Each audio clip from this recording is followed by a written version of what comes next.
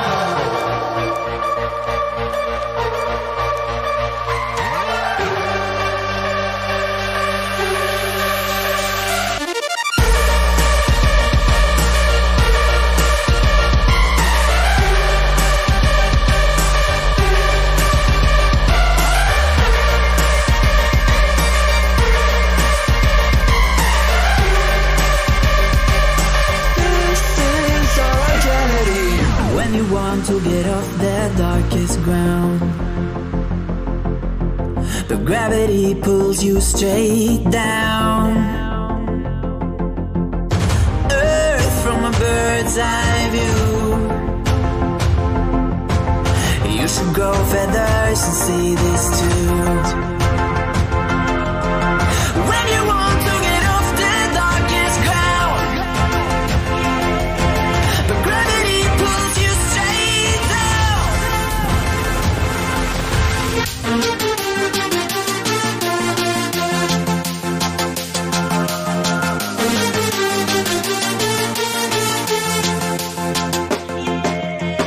When you want to get off the darkest ground,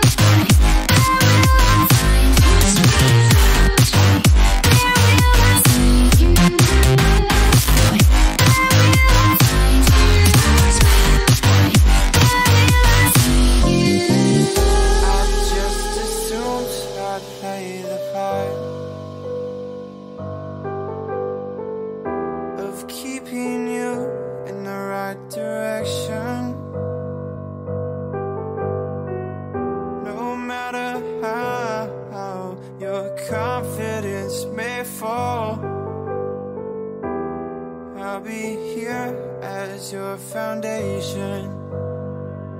And I say, hey, yo, just let it go.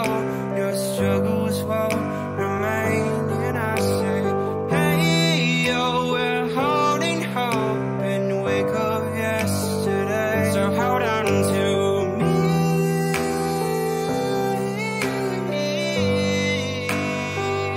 Hold on to me.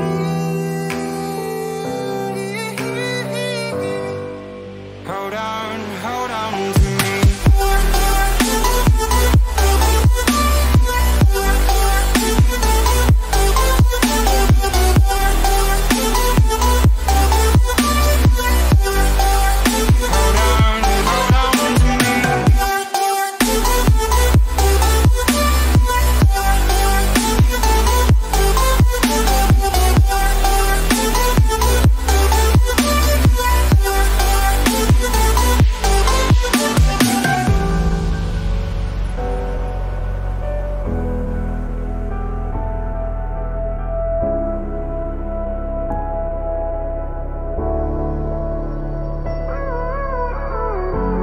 Gave you too much, now I'm swallowed.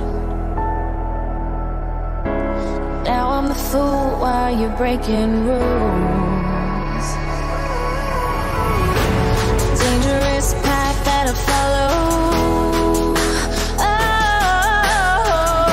Oh, go on, just do what you do. And it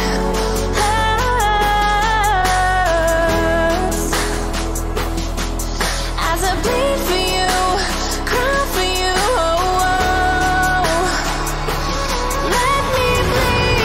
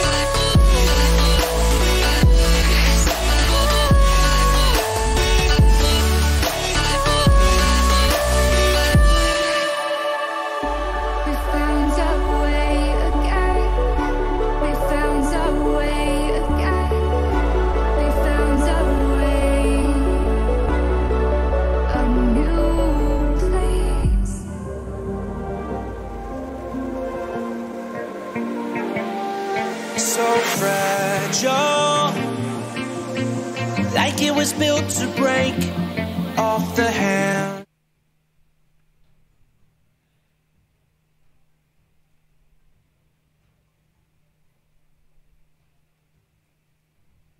DotA team ban. Radiant team ban.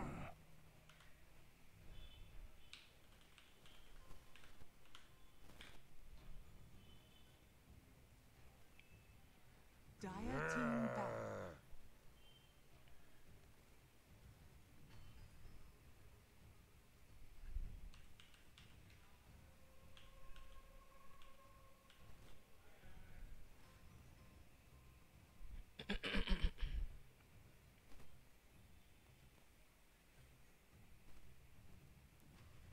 Radiant team ban.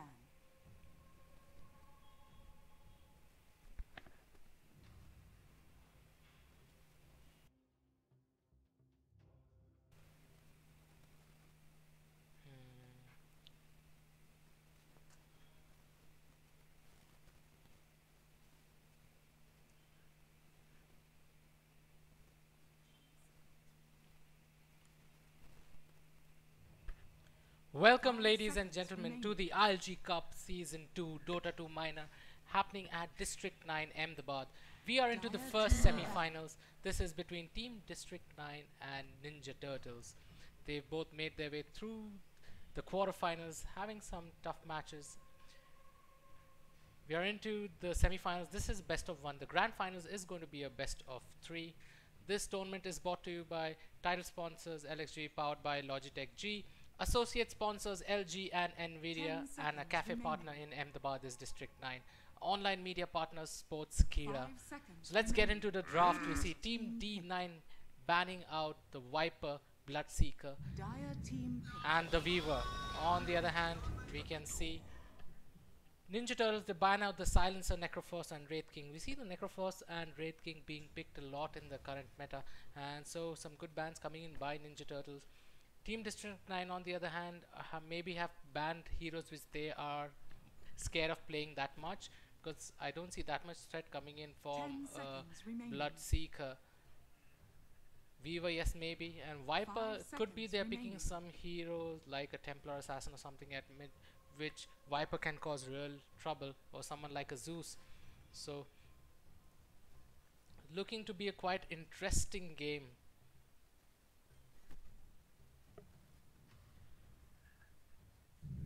The first pick from Team D9 goes for the Treant Protector. Really good hero with that heal, that invisibility, his ultimate with the root.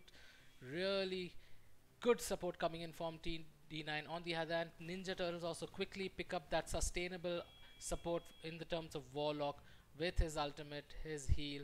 Also that Link, which really does a lot of damage. So both of them have gone up with a good start in their draft. Let's see how the draft pans out.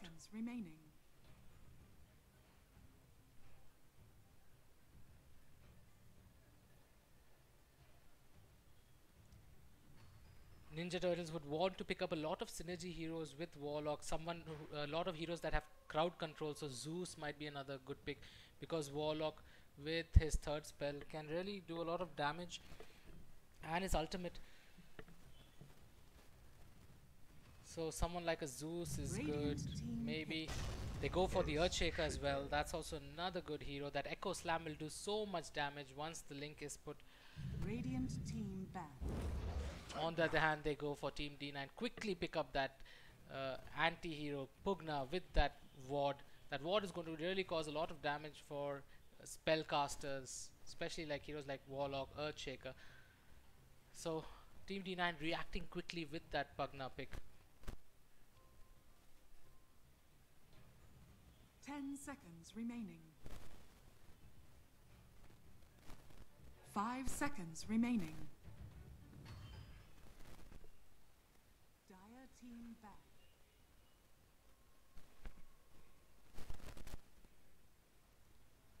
We see Team D9 quickly banning out the anti-mage. A good ban, I must say, for Team D9 over here, because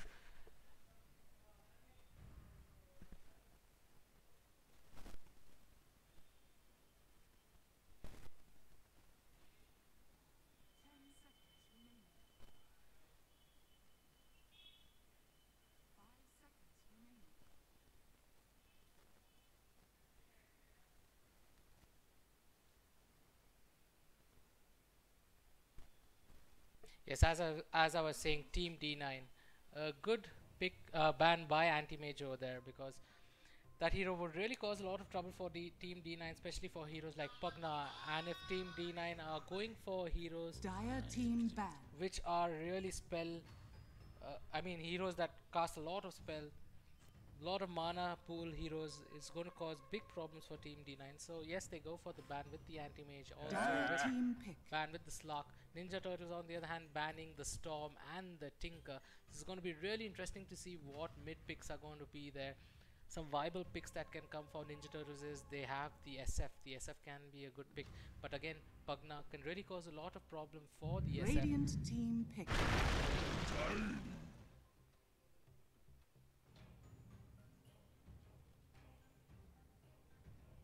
Big shout out to everyone who has joined the stream. Those of you guys who just joined, this is the first semi-finals between Team D9 and Ninja Turtles. Dire team pick. Invoker. I'm not sure about the update on the CSGO stream right now, because I think there is some issues happening over there, so they're trying to get that rectified, and the CSGO stream should be up shortly. We will have OG on the CSGO stream. So Team D9 pick up the Invoker and Ninja Turtle respond with the Tiny. A lot of lockdown remaining. I must say, for Team Ninja Turtles with those stuns, Avalanche, Earthshaker's Fissure. So a lot of crowd control coming in for Ninja Turtles, but on the other hand, Team D9 have that secret card, which is the Pugna. Invoker, another good hero for their mid. Someone who can scale pretty quick and with all his spells can cause a lot of problems for melee heroes, especially heroes like Tiny and Earthshaker, and they've gone for another melee hero in the form of Kunkka. So this is going to be really interesting to see how Ninja Turtles actually play this out.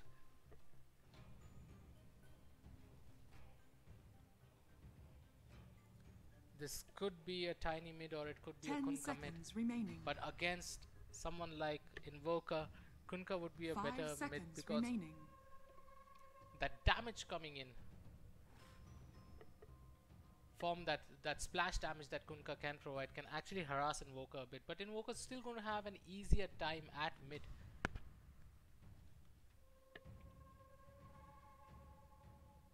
Now it's going to be very interesting to see if Pugna is going to be their offlaner, or are they just playing Pugna as a support. Treant Protector is going to play as their mid, and they go for the Jakiro. So it is going to be a Pugna offlaner. So the Treant Protector and Jakiro, or they might go for a 2-1-2 position play as well.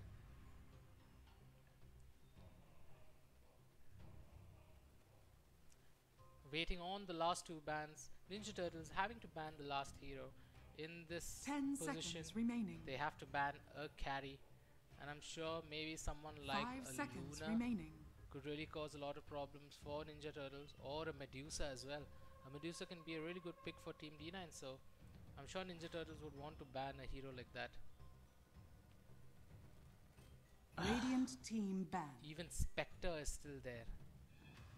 So Spectre with his Haunt can really stop Earthshaker from wanting to blink Echo Slam. So Team D9 might want to look into go for that Spectre pick as well.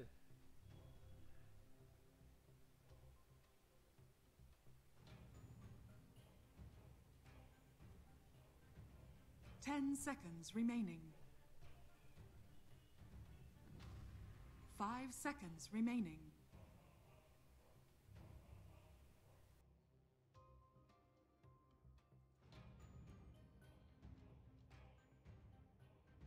Radiant team pick.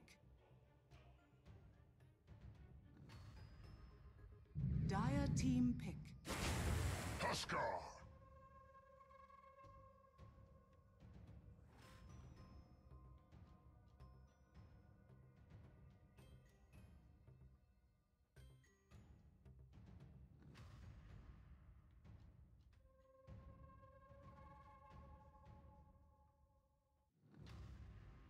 Ten seconds remaining.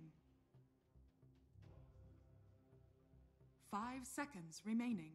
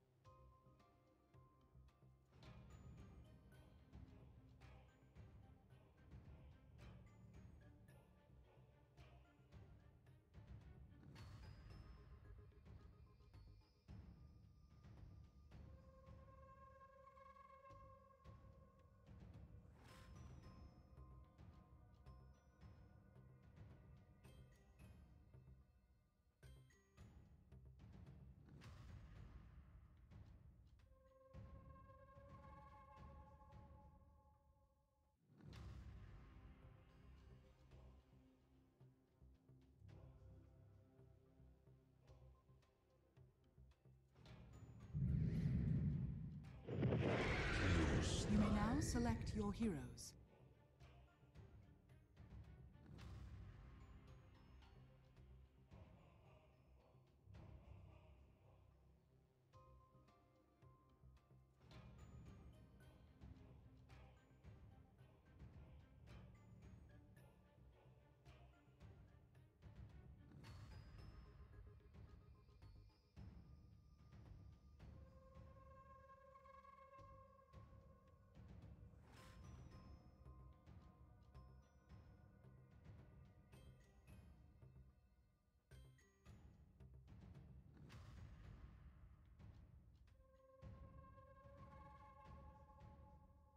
Ten seconds remaining. 5 seconds remaining.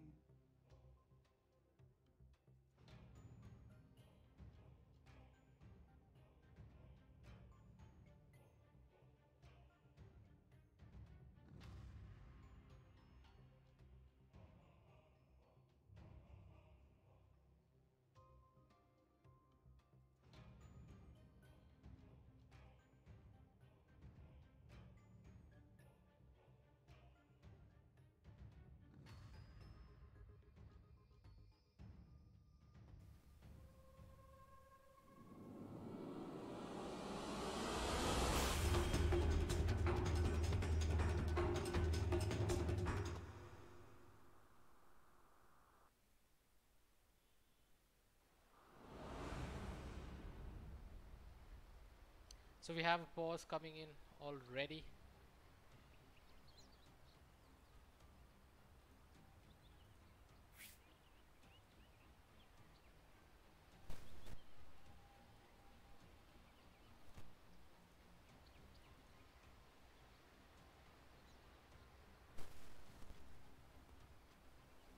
Okay, I might just require to do a quick restart, guys. Don't go away, we will be back because I have a bug with my camera. I'm unable to move the camera. Just give me a minute, we shall be back. And in your smile, I can finally see you now. Oh, we radiate all over the world. We used to radiate, yeah, radiate, but now we're drowning.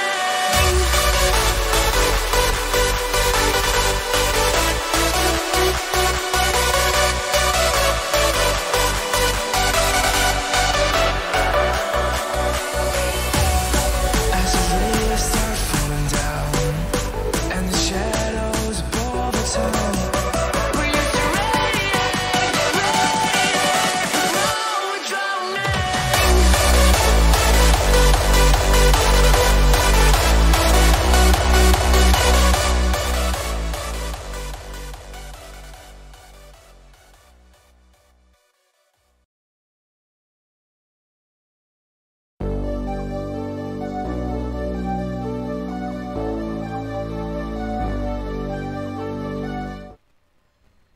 And we're back into this game. The reload, the resume should happen quickly. Let's check how the laning phase is going to go for the dire side.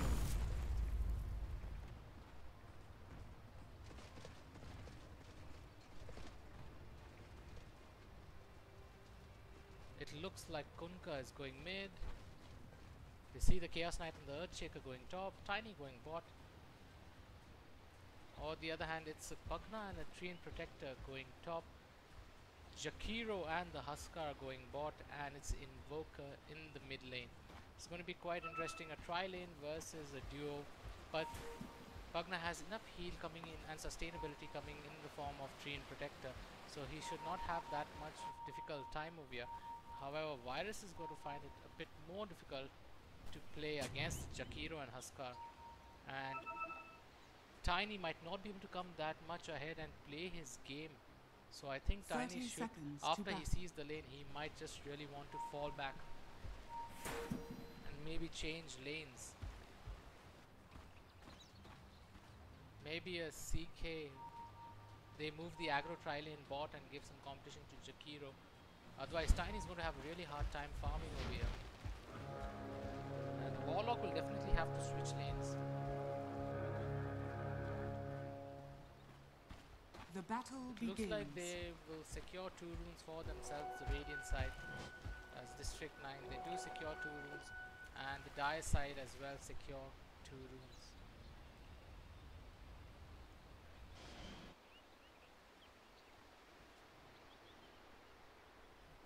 So let's look what's happening at mid. We see the Invoker missing his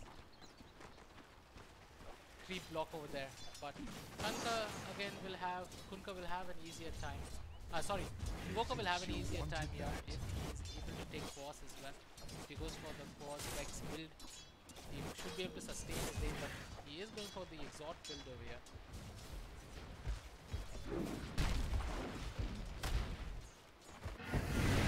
They're already causing so much pain onto the Tiny, and Tiny is just going to be zoned out over here completely. Tiny going to have a really hard time.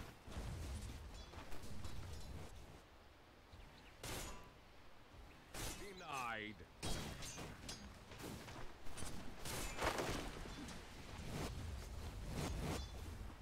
So on top, a lot of action happening. They're trying to zone him out, but they know they have a blue ward over there, and they really know that Dream Protector is in the vicinity.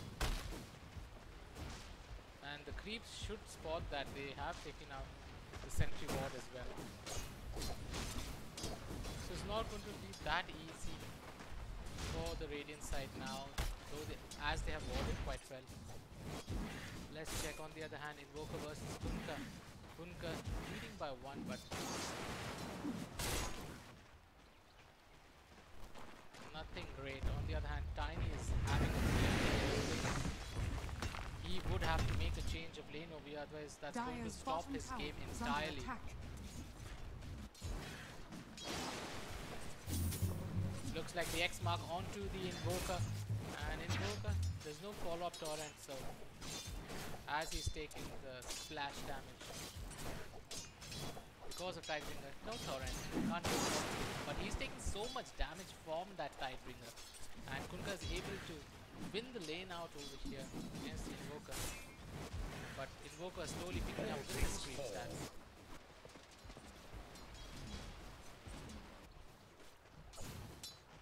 Things right now, not much of a difference, just the beginning of the game.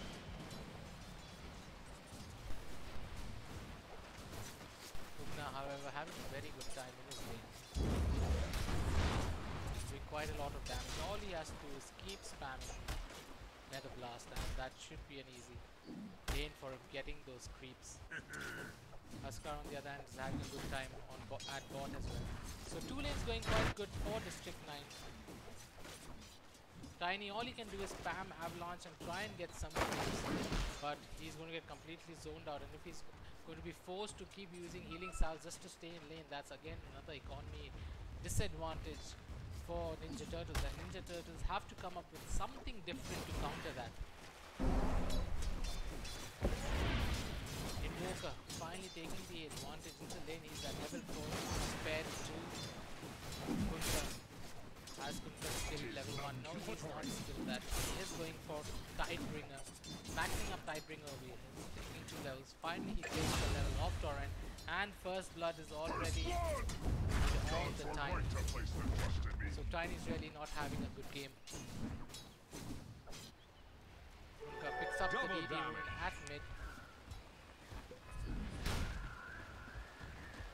Things going really well for District 9 in this early game phase. An aggressive ward has been put for Team Ninja Turtles. Kunkka trying to do some splash damage onto Invoker, but that Tidebringer really missed.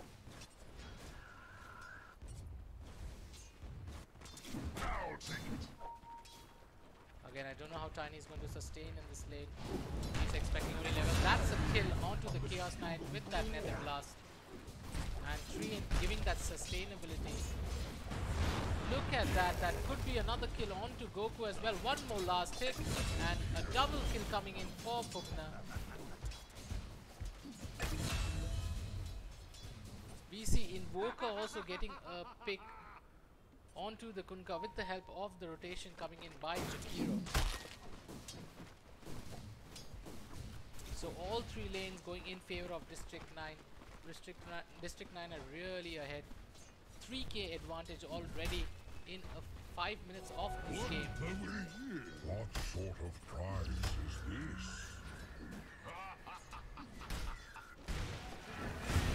Huskar. Dire's bottom Jakiro finally tower taking is a under fall attack. because of the avatars. The Sunstrike missing its target.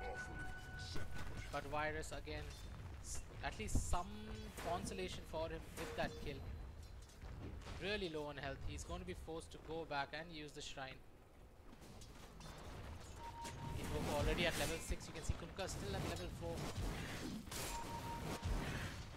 Like I said, Invoker would have the early advantage in the lane, as I rightly said. Jakiro coming to do some damage as well with that liquid fire.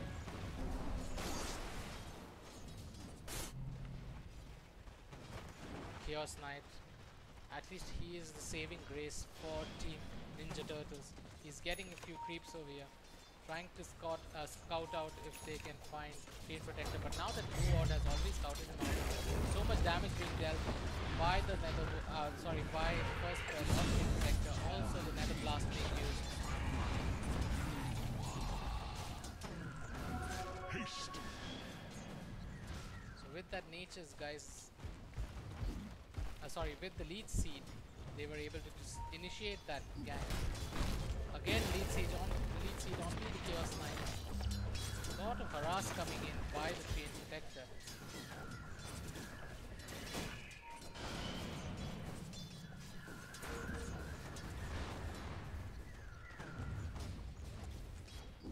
Pugna already has his mana boots, and now this should be even better sustainability. On the other hand, another kill going in favor of District 9. The Huskar did enough damage to take Tiny down. Tiny having a really bad time, 6-0 in the last hits department. They really need to start fixing something over here, otherwise this game is going to go out of the hands of Ninja Turtles. Kunkka still not hit level 6, having a tough time at mid. Invoker 3 levels ahead, and this should be the kill. No, the Sunstrike missing its target, and Kunkka is just going to survive.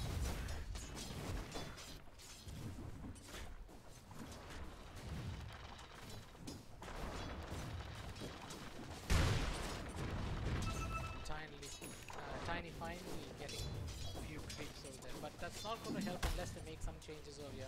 Chaos Knight sitting at level 4. On the other hand, Huskar is already at level 7. He has his armlet as well.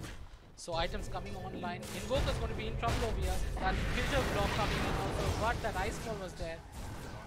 The two-man rotation had to happen to save that Kunkka, but Kunkka finally hits level 6 and Invoker takes a fall. Still a 4k net worth advantage for the Radiant team. Things really Radiant's looking good for middle District tower 9 is in under the early attack. game. Invisibility.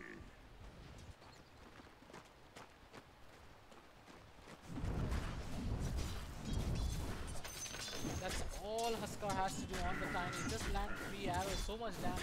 He has the armlet as well.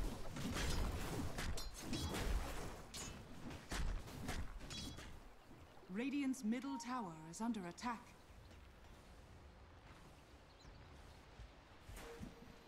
Dire's bottom tower is under attack. Radiant's middle tower is under attack.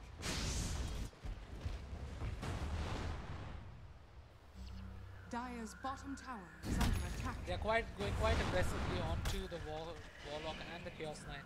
You see at mid, they're trying to get a rotation. Kunkka is the feature block coming in.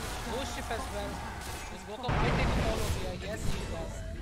But on the other hand, they have pushed and killed the Warlock.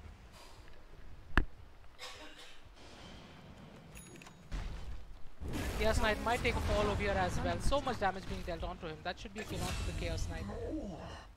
So 2 for 1.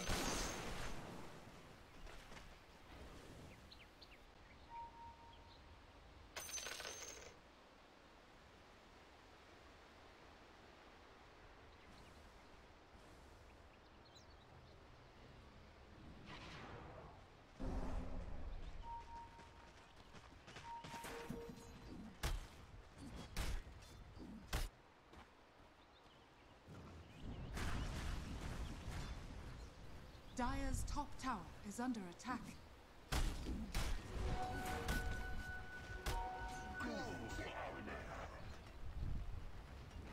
You see Earthshaker trying to save something off the lane, get to level 6. But the Radiant team have really good control over each lanes. They've pushed quite a lot. They've got tier 1 at bot. Tiny finally hitting level 6. He has his treads online as well. Wants to go for that blink dagger so that he can get the surprise avalanche tosses. Kunkka gets his face boot at level 8. The ice part should land correctly, and the Sunstrike on point gets that kill onto Kunkka. 8k net worth lead, 10 minutes into this game for Team District 9.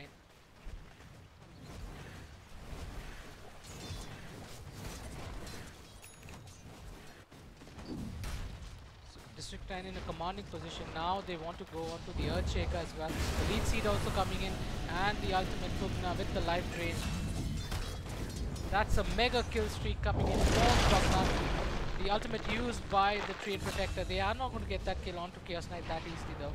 Kunkka with the X mark and the shift with the torrent. They are still not able to put the Train Protector down, though the blue wards are there. A 2-second stun coming in from Chaos Knight. But he should survive this over here, and Pugna should be able to kill the Kunkka. No, the life drain gets stopped and the torrent as well. But Pugna kills the Kunkka. Oh, that root coming in from the Treant, but that was unable to save the Pugna. Pugna gets 2 kills however, and at the bottom lane, Askar gets the kill onto the Tiny. Chaos Knight still not hitting level 6. Very far away from his armlet. On the other hand, you can see the Huskar. He's quite close to his second item already.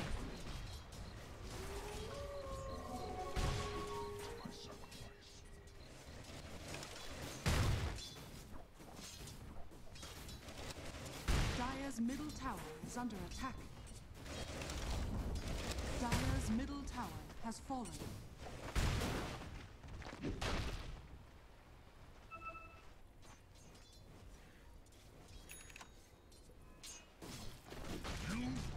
Finally they make some rotations and make some plays for Tiny to farm that Blink Dagger.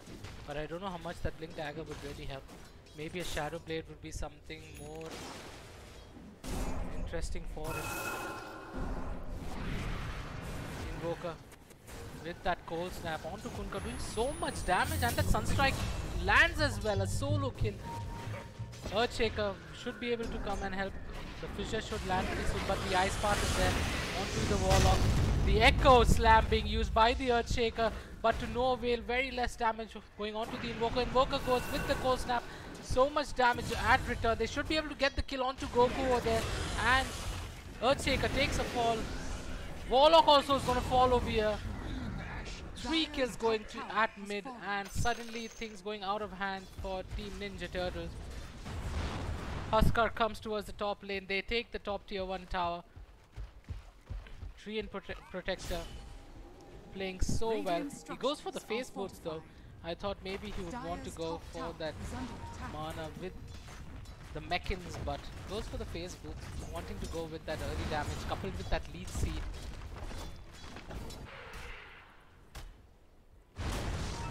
Dire's top tower has fallen. Tiny. Is he go for Blink Dagger, or is he decided not to go for the Blink Dagger? Looks like he decided not to go for the Blink Dagger. And Kunkka falls at mid. 13k net worth lead in 14 minutes for Team District 9. Team District 9 steamrolling over Ninja Turtles, as they know that they do not want to go late against Chaos Knight, Tiny and the Kunkka. Want to go for a pretty early finish. They've taken the tier 2 tower on top, going for the tier 2 tower at mid. Radiant's bottom tower Their is items under are on attack. time. Pushing towers has been on time. Maybe they would want to push high ground over here. He has the life drain ready. He has a nether ward ready. Has the nether blast as well. Only thing is he requires some mana.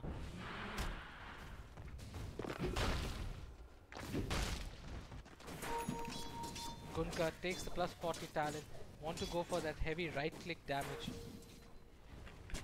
This time they're wrapping around onto the Invoker and the Jakiro. Now this might be a problem here. The Ice Part does not land and connect on anyone. Earthshaker lands the fissure.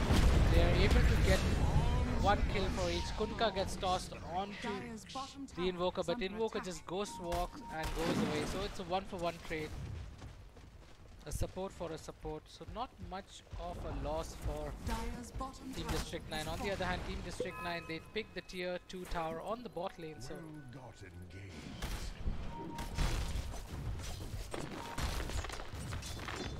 looks like Green Protector now wants to turn into a carry. Gets X marked over here. Ghost ship as well as the turret should connect. He wants to land his ultimate over here. He does land the root. Bogna is also over there. He gets the lead seed on and is surviving over there. The root also comes on to the Kunkka. They should be able to get the blast as well. A lot of damage being dealt. Virus is going to have a toss. But Earthshaker with that Echo Slam coupled with the Warlock ultimate. Huskar still surviving over here. And he might fall unless he armor toggles. He gets a kill, however. The stun's still not coming in, and Chaos Knight is also going to fall. Fight has got so haphazard. A 5-man wipe. Finally, the Huskar takes a fall. And good game, GG. Is that the GG being called by Ninja Turtles? But a beautiful fight for Team District 9 over there. And it is the GG. So Team District 9 are your first finalists for this ILG Cup, Ahmedabad final. Don't go away, we shall be back pretty soon with the second semi-finals.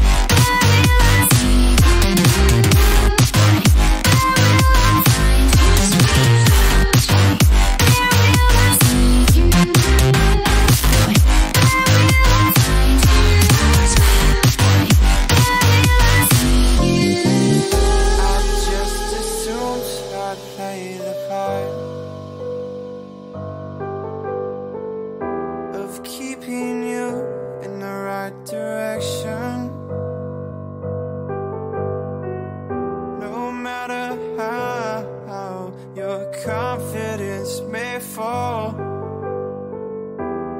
I'll be here as your foundation. And I say, hey, yo, just let it go. Your struggles won't remain. And I say, hey, yo, we're holding hope and wake up yesterday. So hold on to me.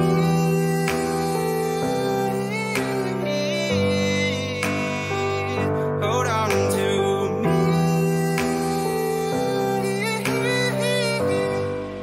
Hold on to me.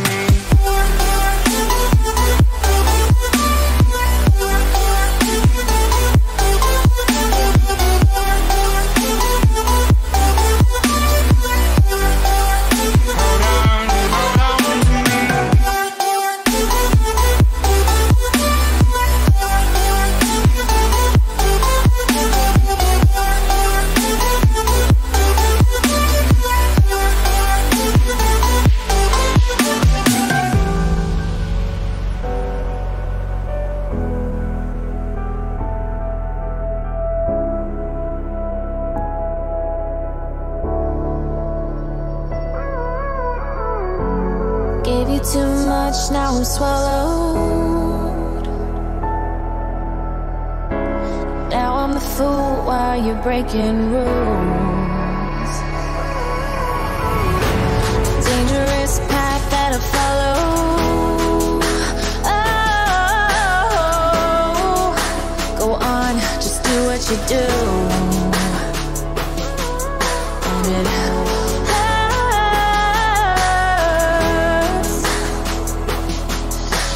bleed for you, cry for you, oh, oh. Let me bleed.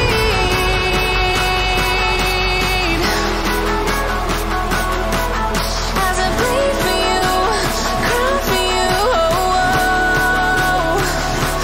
Let me bleed. Let me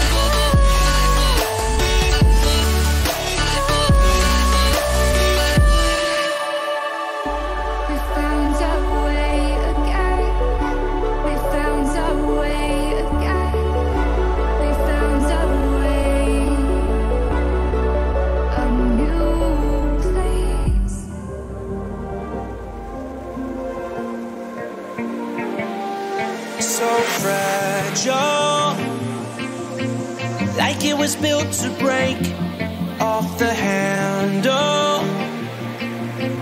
How'd we get to this place? We're leaving.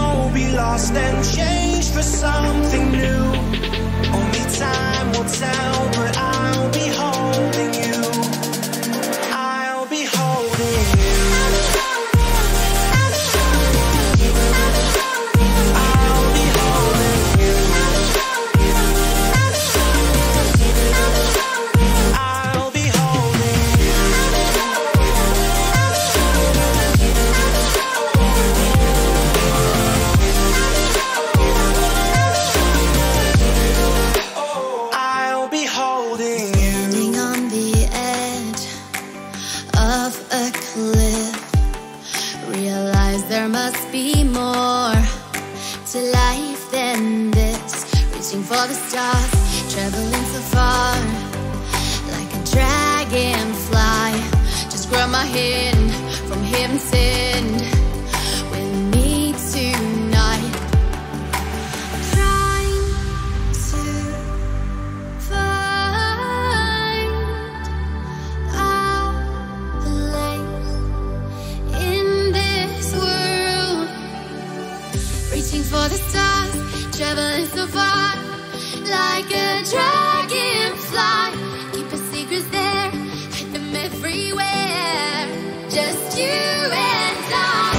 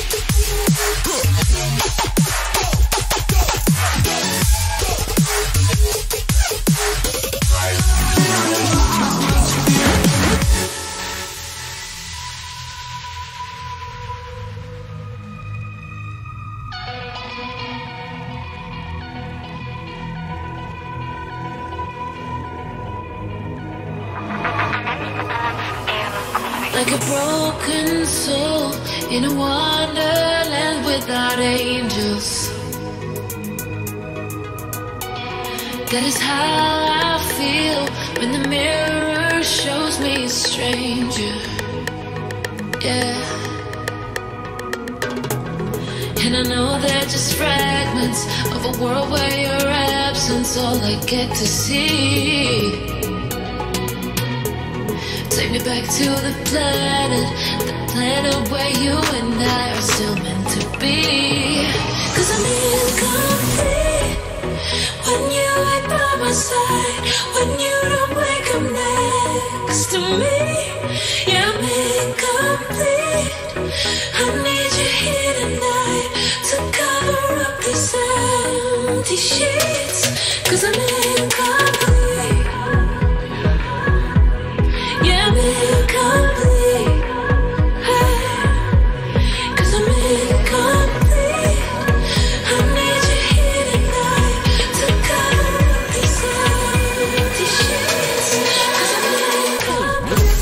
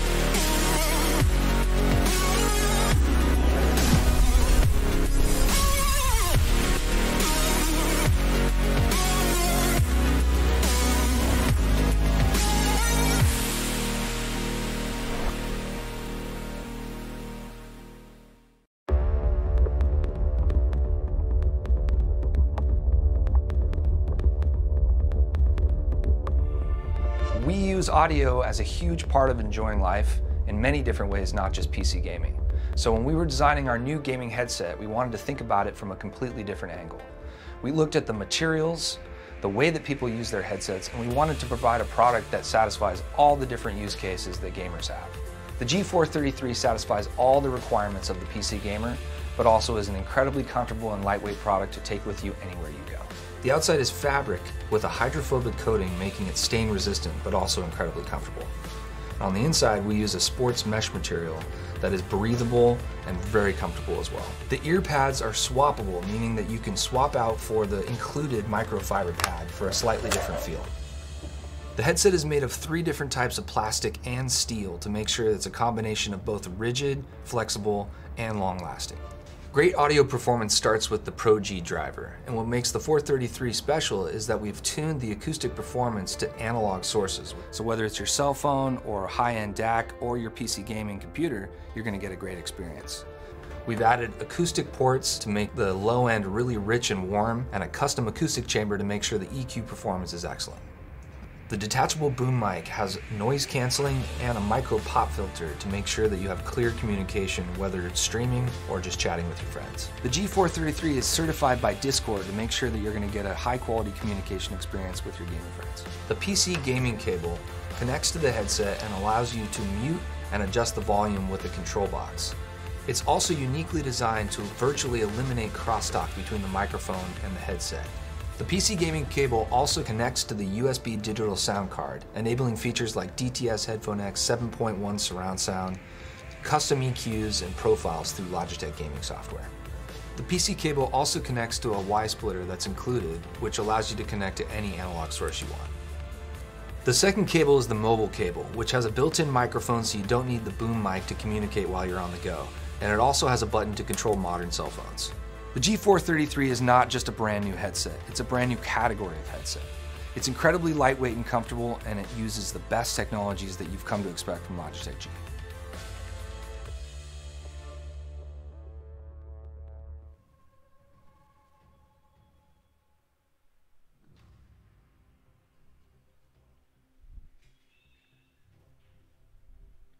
Welcome, ladies and gentlemen, to the ILG Cup Season 2 Dota 2 Minor happening at Ahmedabad in District 9. This is the second semi-finals between Little Munchkins and Meepo. Remaining. We see the draft phase already. 5 seconds remaining.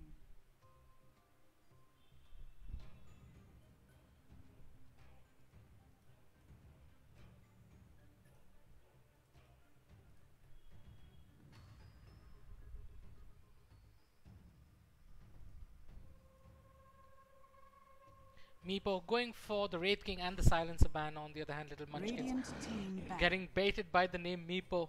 They don't want to take the chance. They ban the Meepo, Bloodseeker, and the Ursa Warrior. I don't know much about the Ahmedabad Team pick. Dota 2 scene, but Radiant District 9 team really had a very Earth easy Shaker. run through the semi-finals and making their way to the grand finals, which will happen tomorrow, which will be a best of 3. The winner of this game will face District 9, and immediately you see Little Munchkins going for that Earthshaker pick. Meepo bans the Bristleback, and quickly Little Munchkins don't want to let go of the Earthshaker. 10 Take that seconds pick. remaining. 5 seconds remaining.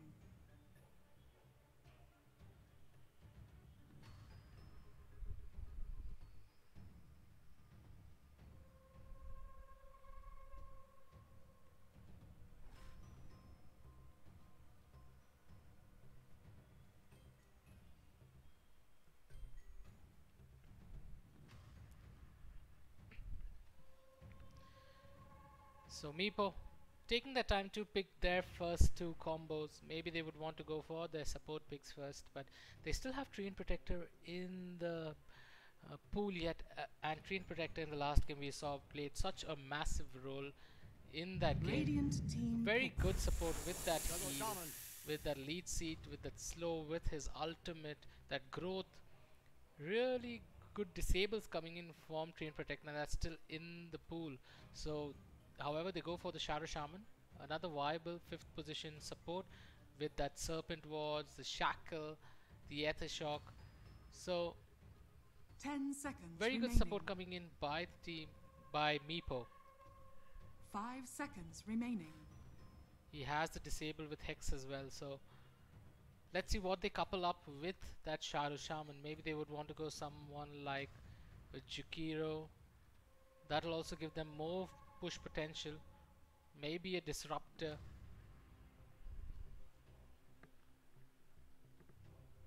But both of them are quite good 5th position supports, so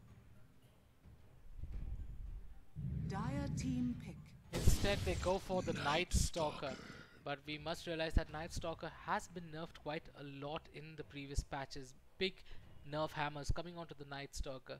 His void does only 50% damage in the day, but it is there, the slow is there, so that's more important. Maybe this is the 4th position roaming support for Meepo with that Night Stalker, that silence as 10 well. seconds remaining. Good vision in the night. So if he goes for that 5 Agnum's upgrade. seconds remaining.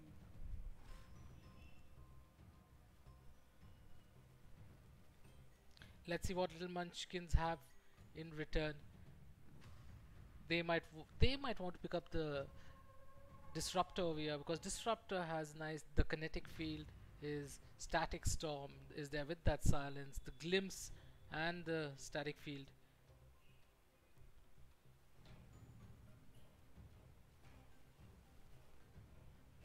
So let's see what little munchkins are going to pick up in this. Dire team ban. They go for the Phoenix. Another good 4th position support over here.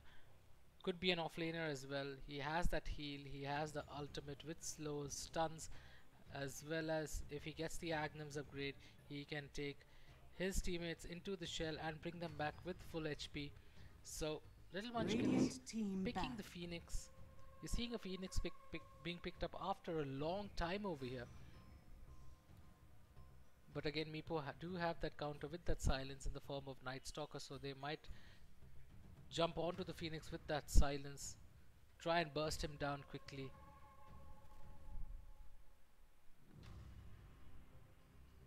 Ten seconds remaining. 5 seconds remaining. Dire team ban.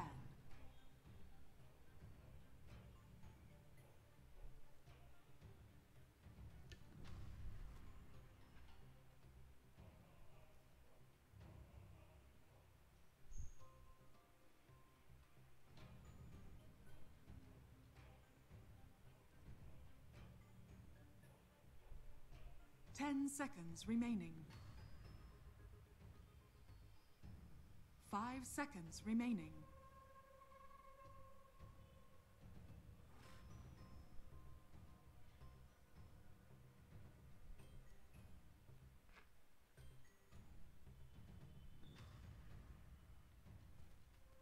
Radiant team ban. Looking at the bans, Morphling being banned by Meepo. On the other hand, Little Munchkins banned the Clinks, someone who can take that shell down quickly, and the Troll Warlord. Good counter bans coming in by Little Munchkins, because they know if the Phoenix gets taken down quickly, there's going to be a real problem. Maybe this Phoenix is the 3rd position offlaner, so it could be a support as well. But even though his ultimate is really massive for his team, so they do ban that heroes which can take his ultimate down quickly in the form of Clinks and Troll Warlord.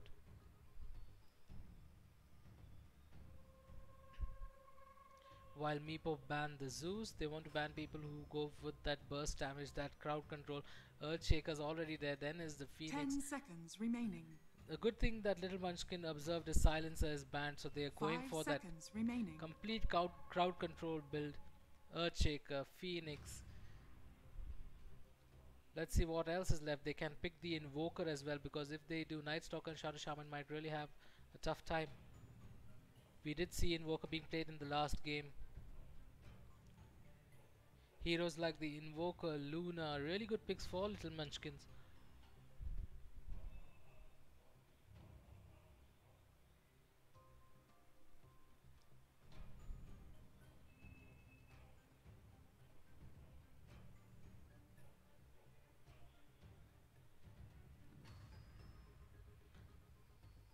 The reason why I say Luna is a good pick for them is because if even Night Stalker and anyone tries to come close, all he has to do is pop his ultimate. He has very good push potential Dire And they really team require a pusher right now. Meepo taking the Centaur Warrunner for their off lane. They want to go a more tankier build, so they do go for that Centaur Warrunner. Let's see how effective he will be against Little Munchkin's lineup. Right now I'm really loving how Little Munchkins is drafting, really 10 putting some thought in seconds their remaining. draft. 5 seconds remaining.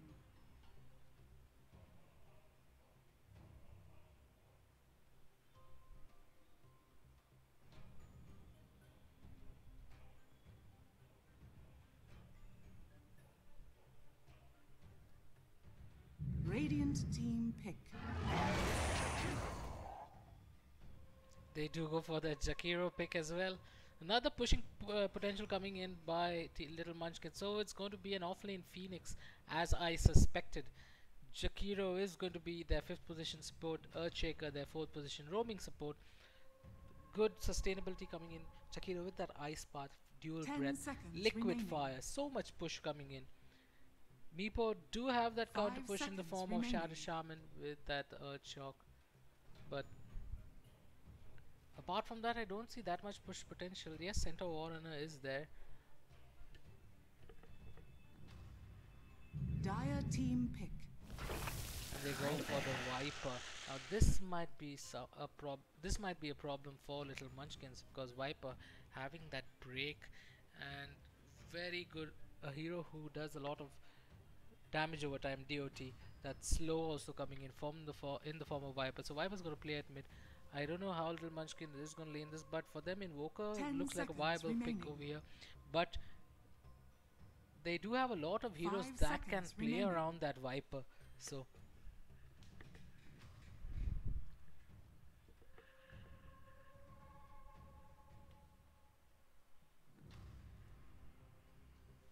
Little Munchkins in a bother right now because of that Meepo pick. Because of the pick by Meepo, which is Viper. Team Meepo trying to Radiant team ban. play something different, and Little Munchkin on the other hand picked that Sven. Again, a hero with a lot of lot of potential. That Stormhammer, cleave damage, his god strength.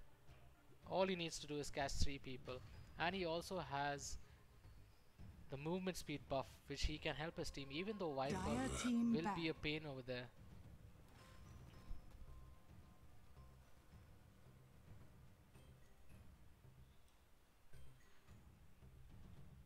But it really looks like Little Munchkins already know what kind of heroes they want.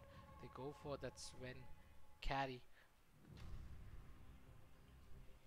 They do need to pick their mid solo hero Dire right now. team pick. They banned the Invoker. They don't want to play against the Invoker. Meepo banned the Ember Spirit. Ember Spirit, yes, was a hero who could do a lot of damage onto the Viper Night Stalker. Has a lot of mobility. So good ban for Team Meepo. Little Munchkins going to pick their mid 10 solo. seconds remaining.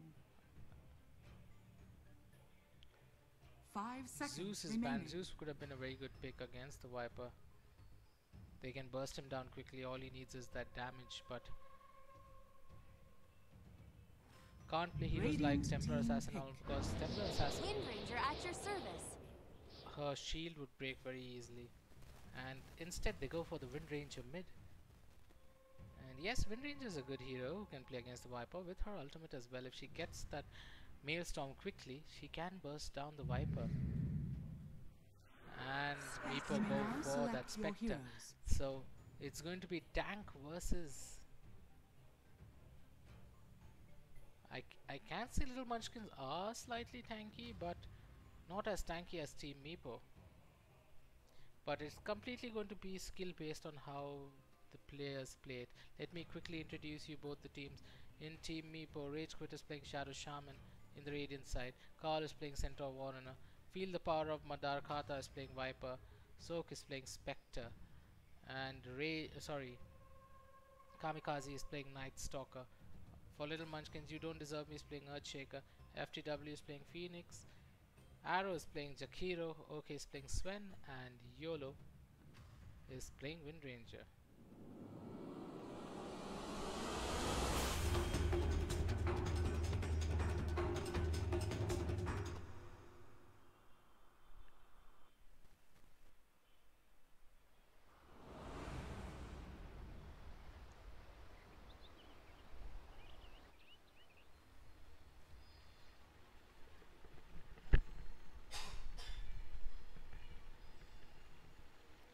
Game being paused, taking the time to set up. This is the second semi-final for those who have just joined into the stream.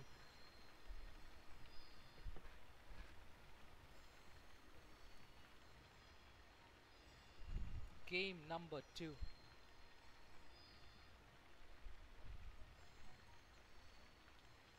Meepo versus Little Munchkins. If I had to choose between these teams, I really want Little Munchkins to win because I really like their lineup, but after that Spectre pick, it really looks a little scary though. But Spectre can be burst down by the Sven in God's strength. So if I had to put my money, I would put my money on Little Munchkins because I see more crowd control coming in from them. But the only problem is I fear the Spectre, especially late game. So it's all going to come down to the laning phase. It's going to be a Wind Ranger versus Viper. Wind Ranger should have an easy time in this lane because she can spam with that power shot, get those creeps. She has quite a good range. She's not going to have that much problem from Viper though.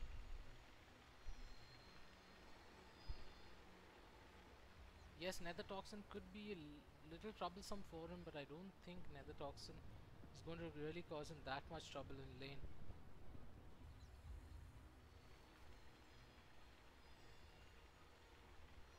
So Centaur Warrunner is going in the off lane. It's going to be a Spectre, Night Stalker and a Shadow Shaman at bot lane for the Radiant side. Though Night Stalker is going to be roaming around quite a lot.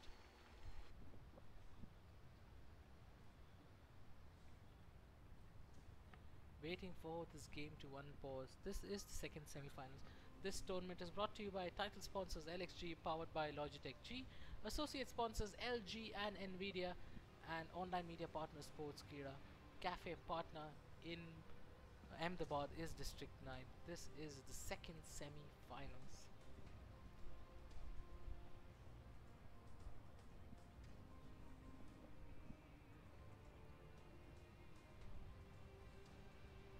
Some friendly banter happening here and there.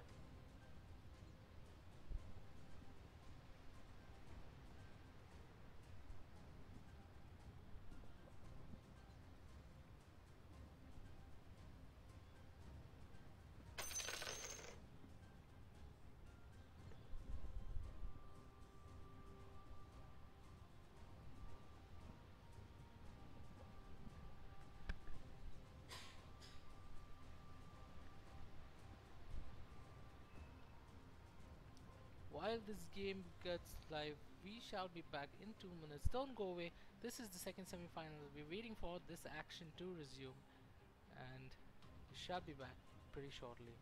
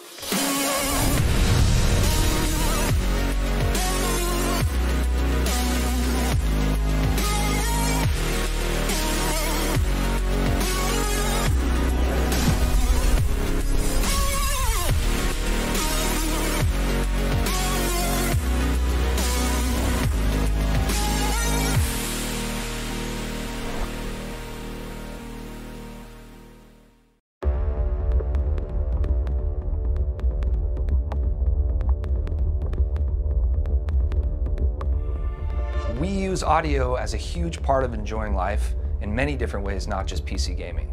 So when we were designing our new gaming headset, we wanted to think about it from a completely different angle. We looked at the materials, the way that people use their headsets, and we wanted to provide a product that satisfies all the different use cases that gamers have. The G433 satisfies all the requirements of the PC gamer, but also is an incredibly comfortable and lightweight product to take with you anywhere you go. The outside is fabric with a hydrophobic coating, making it stain resistant, but also incredibly comfortable. On the inside, we use a sports mesh material that is breathable and very comfortable as well. The ear pads are swappable, meaning that you can swap out for the included microfiber pad for a slightly different feel. The headset is made of 3 different types of plastic and steel to make sure it's a combination of both rigid, flexible, and long-lasting. Great audio performance starts with the Pro G driver, and what makes the 433 special is that we've tuned the acoustic performance to analog sources. So whether it's your cell phone or a high-end DAC or your PC gaming computer, you're going to get a great experience. We've added acoustic ports to make the low end really rich and warm, and a custom acoustic chamber to make sure the EQ performance is excellent. The detachable boom mic has noise canceling and a micro pop filter to make sure that you have clear communication, whether it's streaming or just chatting with your friends. The G433 is certified by Discord to make sure that you're going to get a high quality communication experience with your gaming friends. The PC gaming cable connects to the headset and allows you to mute and adjust the volume with the control box. It's also uniquely designed to virtually eliminate crosstalk between the microphone and the headset. The PC gaming cable also connects to the USB digital sound card, enabling features like DTS Headphone X 7.1 surround sound, custom EQs, and profiles through Logitech gaming software. The PC cable also connects to a Y splitter that's included, which allows you to connect to any analog source you want. The second cable is the mobile cable, which has a built-in microphone so you don't need the boom mic to communicate while you're on the go, and it also has a button to control modern cell phones. The G433 is not just a brand new headset, it's a brand new category of headset. It's incredibly lightweight and comfortable, and it uses the best technologies that you've come to expect from Logitech G.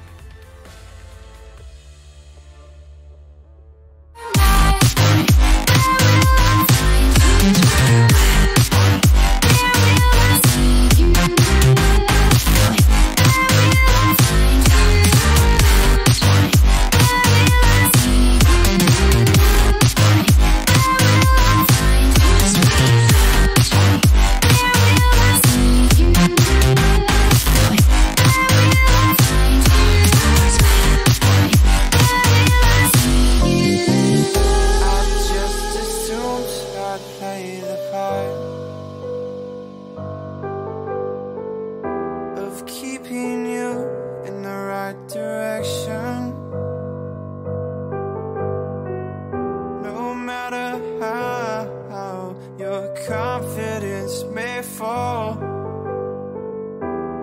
I'll be here as your foundation. And I say, hey, yo, just let it go. Your struggles won't remain. And I say, hey, yo, we're holding hope and wake up yesterday. So hold on to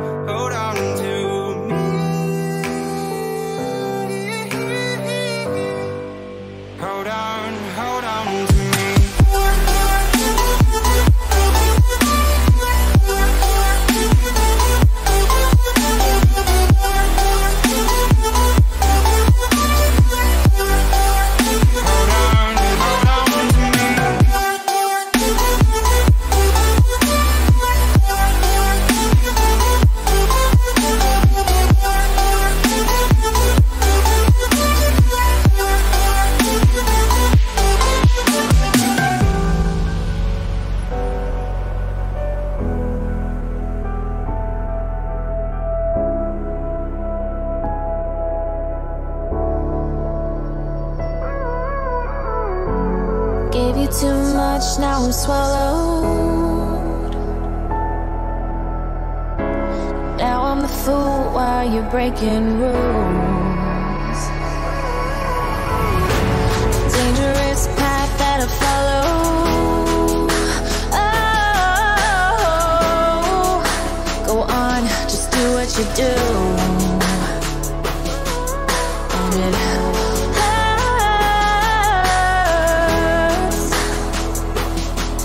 as I bleed for you, cry for you. Oh, oh. Let me bleed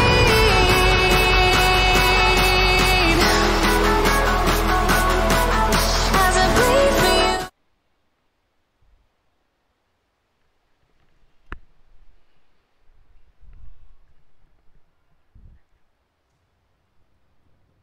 Okay guys, we're back into this game. Hopefully we are able to start this game back up.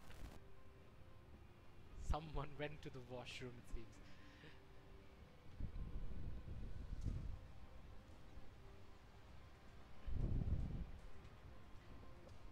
Pause is the bane of Indian gaming scenes. Always some issue or the other, but that's what we have to work with. I know it is quite restless for viewers to have so many pauses.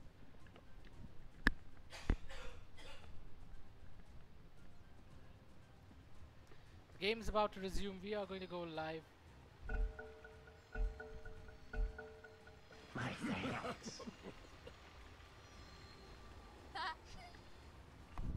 So let's see, it's going to be Jakiro and Sven on top, Wind Ranger at mid, and it looks like Earthshaker and Phoenix are going for the 2-1-2 play. On the other hand, it's a tri lane for the Spectre. They want to secure the lane for him, get him that early quick farm. On top, it's the Sven and the Jakiro, who are going to go up against the Centaur Warrunner.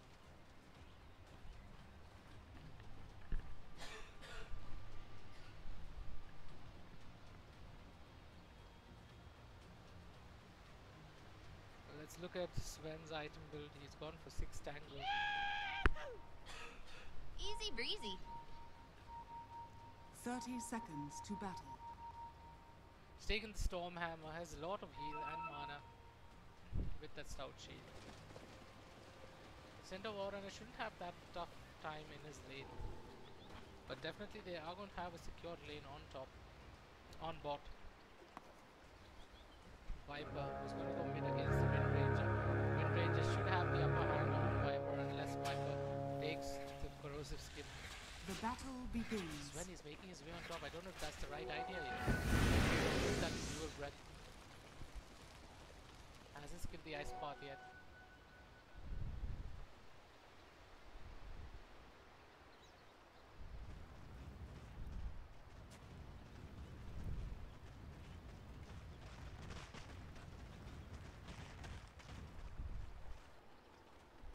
Some aggressive wards coming in by the Dire side, and the Dire side already know what they are expecting in the bot lane. So the Earthshaker has done his job, but I don't think he'll be able to zone out Phoenix over here. I mean the Spectre over here. Phoenix though is going to have a tough time. They might want to jump onto the Phoenix. Shackle should be ready pretty soon. He has the Shackle and the Void, so they can slowly, but the Icarus dive is also there, so Phoenix should not have that tough time. He should be able to escape this.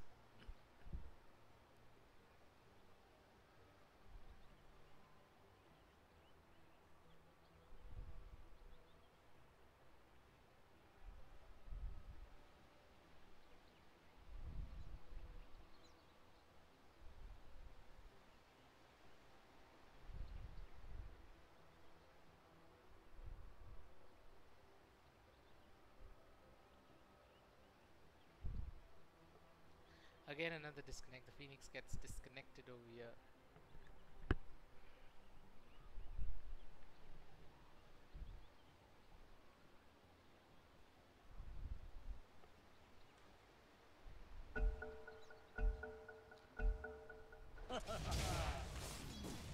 You don't want to waste that shackle. They do use the shackle, but the shackle gets dispelled away with the Earthshaker's fissure as well. So that's not a problem. He was not forced to use his Icarus drive though. He's going to tango up and come back in late, but that is secured farm for Spectre.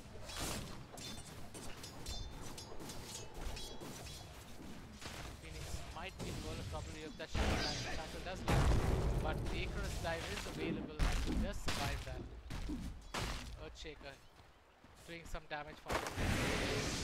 Trying to do, on the other hand, return damage on the Centaur, but Centaur being so tanky over here, has a stout shield as well. Jakiro's damage is not enough. Maybe Jakiro should take the liquid fire instead of the dual breath and keep dropping that liquid fire, the slow siege damage onto Centaur Warrunner. Picking at mid, Viper is having a better lane compared to the Wind Ranger though. Let's see the skill build of the Wind Ranger. She's gone for the Wind Run and the Power Shot. That is something that she does require right now. So right now everything is a stalemate. We might say is in a better position compared to Phoenix.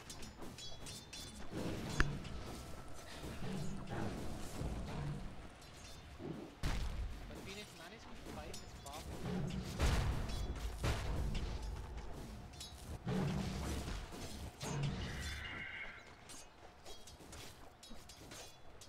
Phoenix finding it quite comfortable.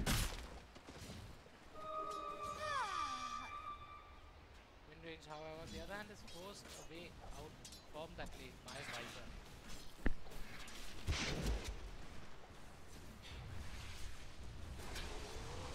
That Wind Run. He's still going to take quite a lot of damage by that Viper, and Viper is quite a tanky hero, so has a sustainer there in lane. That Power Shot trying to stop that assault. Viper with that corrosive skin causing a lot of problems for Wind Ranger. That's what I had told. If he takes the corrosive skin, that's the only time Wind Ranger is going to have real trouble. And first blood already drawn on to the Centaur Warrunner. Stormhammer not being used.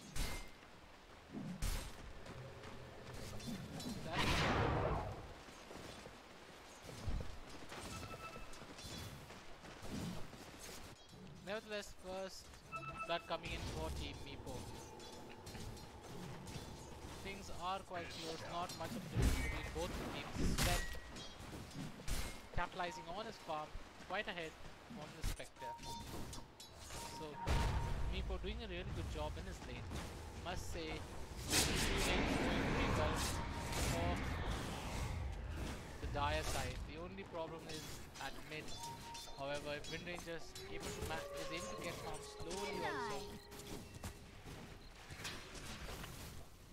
Trying to do that last damage on the Viper. Power Shot not connecting. This could be a problem. She used the Wind Run though. Viper could have gone aggressively over here for kill. They can get that slow. They land the slow. Oh, that first slow is not there onto Wind Ranger, but Wind Ranger is going to take a fall nevertheless.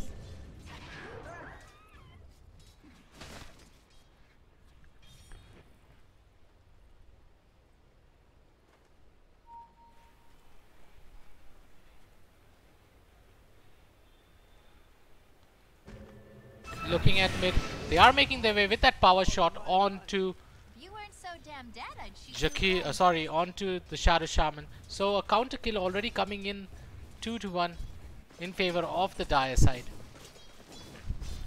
Yes.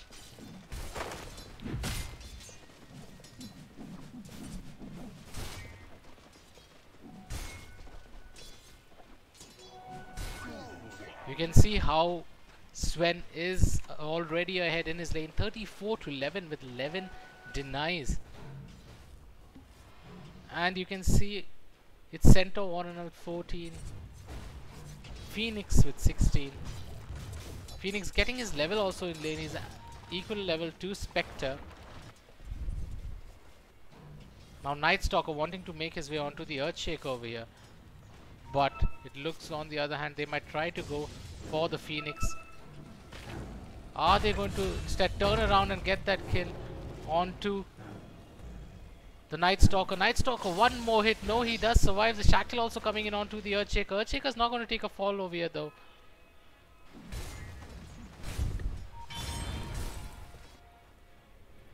But there is a kill that goes in favor of the Radiant side. They're going to pop the Shrine over here, and Viper I think gets that kill at mid. He reaches level 7 with that. So he does have his ultimate. I see him, he had used his Viper strike as well over there.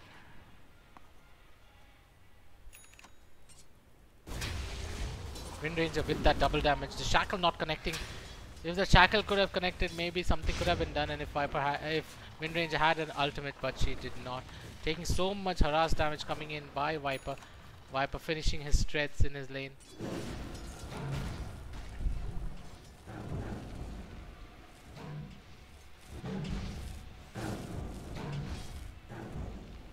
Spectre not having that great of a time. You can see this Sven 46 to 12, enjoying himself in the top lane. He is also at level 6, has his threads going for that Mask of Madness. Go-to item for a lot of Sven players. You can see the rotation coming in by Night Stalker, but the problem with it is night. However, if Night Stalker does not get levels, he is going to get taken down easily by heroes like Sven and the Phoenix, who are higher level than him. So even if he tries engaging and does not get levels, it's going to be real trouble for Night Stalker. He's really wasting a lot of time, sitting at level 2, 7 minutes in the game.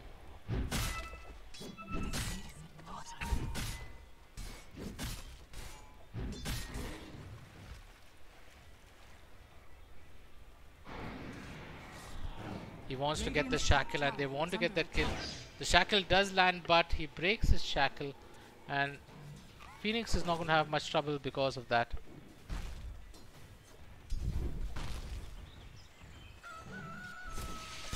Viper strike onto the Windranger, and that slow is causing so much pain for the Windranger. Windranger might just fall over here. No, she does not. The shackle also does not land. However, the Fisher block is ready. Viper is going to run away. No, he's going to fall. He does use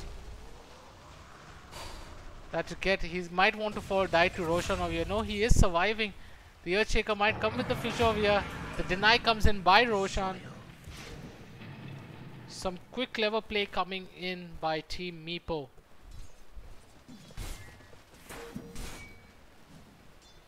Viper first thought that he might survive and not having to commit suicide, but he did have to die in the hands of Roshan. Better die to Roshan than the enemy.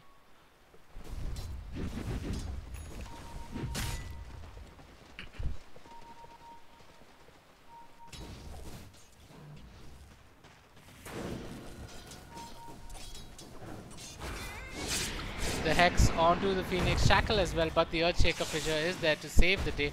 This time they might want to turn around onto Shadow Shaman. Shadow Shaman is going to fall. Spectre hits level 6. He can use ultimate though, but the Earthshaker doing so much damage. The Enchant Totem brings Spectre down to 100 points of health. The Spectre not having that great of a time. Mask of Madness is ready and up for Sven. He's maxed out the Cleave. Gone for 2 levels of Stormhammer, 1 level of Warcry. Let's see what Spectre is building. He has 3 levels of Spectral Dagger. I don't know if that was that necessary. Maybe he could have got more levels into Desolate if he wants to go for that early fighting and tankiness. Though he has 2100 gold. I don't know if he's pushing for Radiance directly.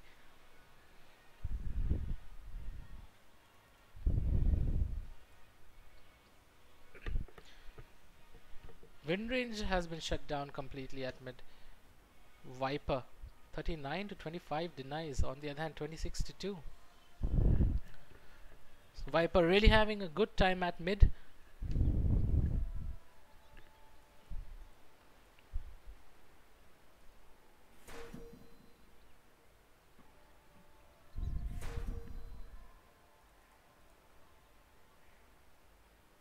It's a 1k advantage for the Dire side though. That all shows in the farm of that Sven. 73 to 17. I need to see the net worth of Sven. 4,672. Almost 1.6k more than the opposition team. That's where all the net worth is coming for the Dire side.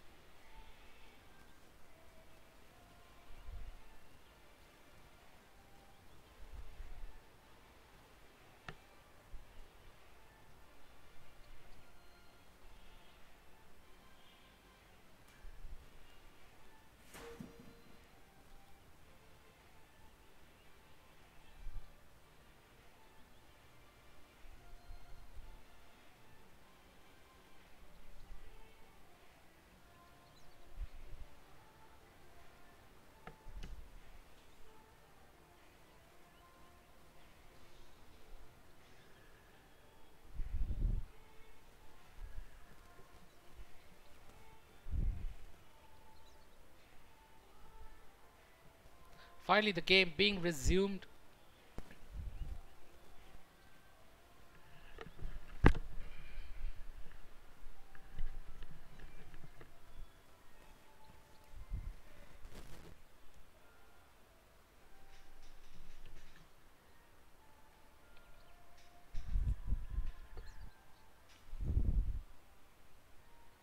So at mid, Wind Ranger sitting at level 7 to a Viper who's almost level 9. Is at level 8 though. Phoenix pretty soon is going to touch with that creep level 6.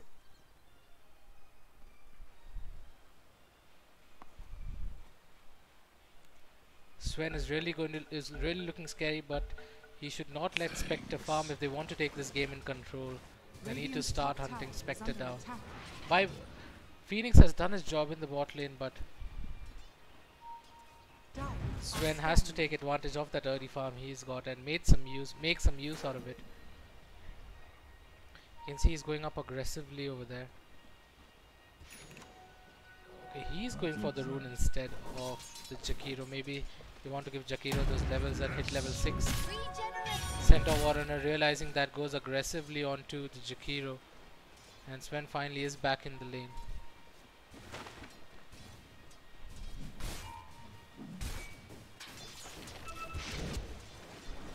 Viper sitting at level 9 compared to level 7 Wind Ranger. Viper doing so much damage onto that Wind Ranger. That Wind Ranger having such tough time. The Shackle will come from behind. The Hex is also already there. Spectre with that horn. And this should be the fall of Wind Ranger because she's already used her Wind Run. And Spectre getting that kill. Goes for the Phase Boots. Does not opt to go for the Sacred Relic directly. Does realize he needs to tank up pretty soon. Otherwise it's going to be a problem for him. Viper TPing bot to save his teammate, and this could be the fall of Phoenix, but Phoenix needs to use his ultimate. He does use it to survive. He's going to come back in full health. But Viper is going to take Phoenix down pretty soon. One shot, no. Comes with the break, but Wind Ranger with that ultimate onto the Viper gets the kill. Now they're going to make their way onto the Spectre. Spectre diving too deep. The Shackle also coming in onto the Spectre. Spectre is going to take a fall. And this could be a kill onto the Shadow Shaman as well. Shadow Shaman overstepping his boundaries, trying to save his teammate, but gets Fissure blocked over there. They know they have so much vision onto him. One more Shackle, one more kill. So now we see 3k advantage for the Dire team. Sven is going for that Sanj and Yasha build. Radiant's bottom tower is under attack. I don't know, but he really needs to think of investing into a BKB as well.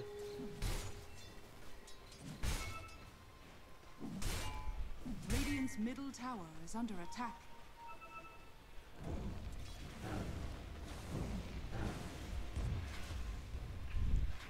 Viper. And Kamikaze gets a kill. And Wind Ranger might be in a real trouble over here. Shadow Shaman with the Shackle. But she's at level 9. Should get this kill onto Shadow Shaman. No, Shadow Shaman survives over here. Wind Ranger could not even kill Shadow Shaman. Takes a fall. Sven might get this kill. No, he backs out. He thought he had the kill on the Centaur, but Centaur has a magic stick as well. Does he have a stun ready? No, it's up and coming in 6 seconds. 3 seconds more. If he lands that Stormhammer, maybe he can go for that kill. Is he thinking of tower diving here? Centaur Warren is hitting level 10. So he's one level ahead than Sven. But Sven should not find difficulty in getting levels because he has the MOM, he has farm. Spectre, on the other hand, is the one in real trouble. Has his Phase Boots up and running. Sven gets the Yasha first for that additional movement speed. And let's see how the Blink Dagger timing is coming for the Earthshaker. Still requires 1800 gold now.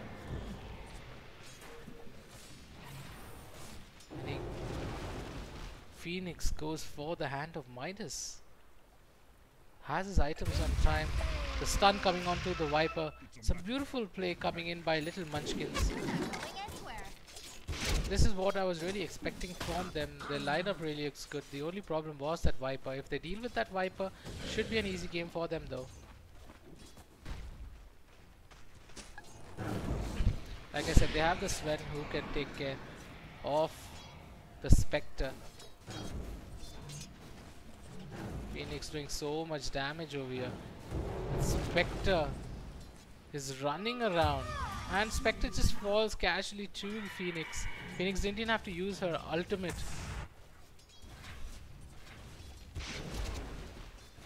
Power shot being used.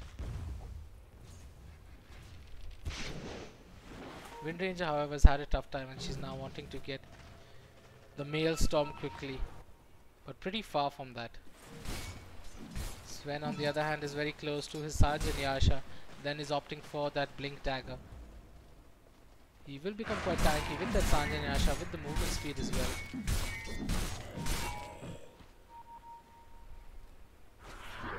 Spectre uses her Haunt. I don't know if she wants the kill onto the... Well, yes, she does. She comes for the kill at mid. Gets the kill onto the Wind Ranger. Going for that Vanguard Blade Mail build. Silence onto the Jakiro. Jakiro having to fall back. And the ultimate being used by the Phoenix to save. The Ice Path not landing though, however. And the ultimate being used by Jakiro. Earthshaker with the fixture, securing that kill onto the Spectre. Beautiful plays coming in by Phoenix. I don't know if Team Meepo were expecting that. 6k net worth advantage for Little Munchkins. Carl gets a solo kill onto the Jakiro.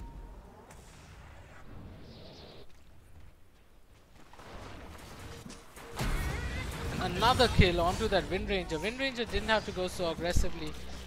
They should not be throwing the lead like this. And FTW is also going to take a fall. 3 people down. Overextension coming in. They saw the rotations by Viper. They're still overextended over here. And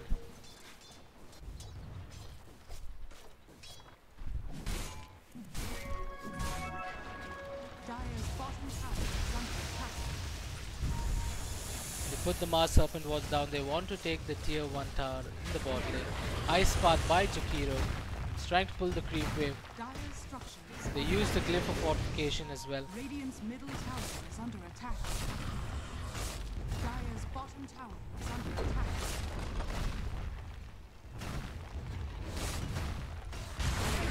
The Ice Path landing onto Spectre. Tower has fallen. Also the Macro Fire. Are fortified. Shackle. Unfortunately, Wind Ranger's Shackle is not landing on target, but Spectre should be able to survive this. Uses the dagger. Gets that additional movement speed. The ultimate being used as well. But now Viper in real trouble. Phoenix might be forced to use ultimate. 1 second more. He needs to survive 1 second and lands it on time over there. That is the fall of Spectre instead.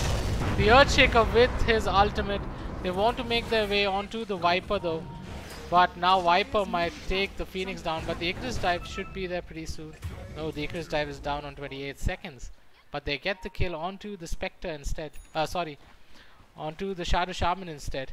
And meanwhile, Sven, standing at 169 creeps, is farming away to glory. As if no one even cares for him.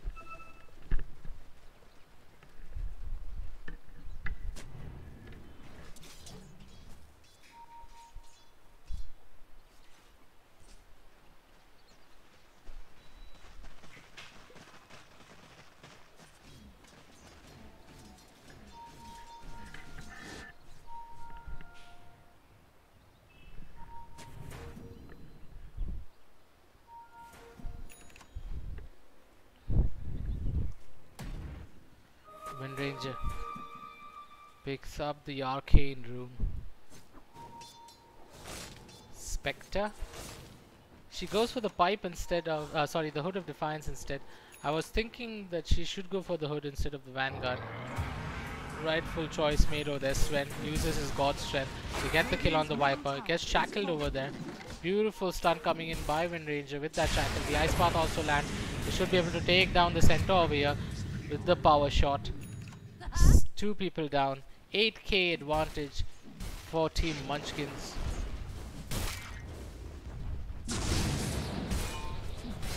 Radiant structures are fortified. This should be an easy lane with that liquid fire as well. Game being used. Sven should clear these creeps also pretty soon. That should be the tier 2 mid tower going in the favor of the Dire team. And they're going to pretty quickly TP back onto top, push top. So they have 2 tier 2 towers already. The only lane surviving is the bot lane. And Radiant team really need to start picking up the pace because they need to start pushing towers, get some map vision, go for some more aggressive wards instead. Viper has his hood ready. He's going for the blade mail.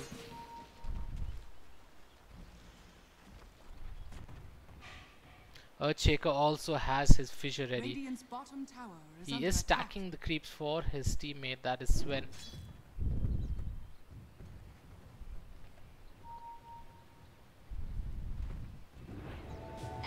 So pretty good stacks coming in for Sven. Sven is already in God Strength mode, trying to take Roshan down.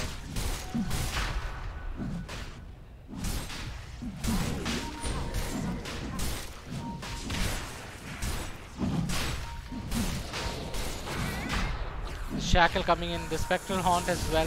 Sven is just going to YOLO out of this place, but Wind Ranger is going to fall instead.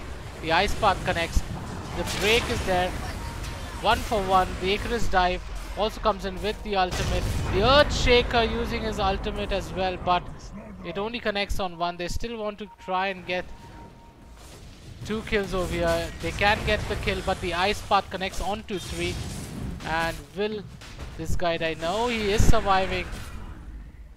So the Radiant side is quite tanky though, and they are trying to make their way onto that Night Stalker, but this should be a turnaround kill. And all of a sudden 4 people die for the Radiant side, Dire side.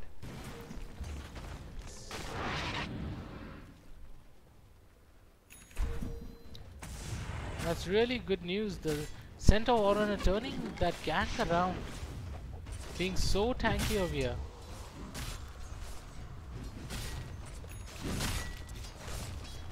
Dire's middle tower is under attack. Night Stalker going in quite deep. Fisher also landing, but Center on Warren with that blink stun. They're going for the Shackle. Wind Ranger takes a fall over here. Jakiro trying to land the Ice Path. The Ice Path does connect onto the Shadow Shaman. Shadow Shaman is going to die. Earthshaker on a dominating spree. Has his blink. He's going for the Yule Scepter as well. Another Fissure landing on target. They want to kill the Night Stalker, but Center Warren are causing so much pain. But in God's strength is the Sven. Sven is just going to enter into Roshan pit and try and claim Roshan again.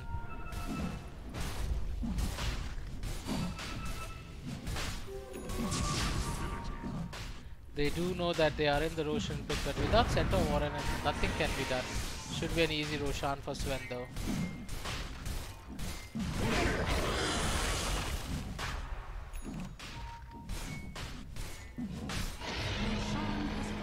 Sven gets the Aegis as well. He's going for that BKB now. Earthshake has the Invis rune, has his eye all over Spectre.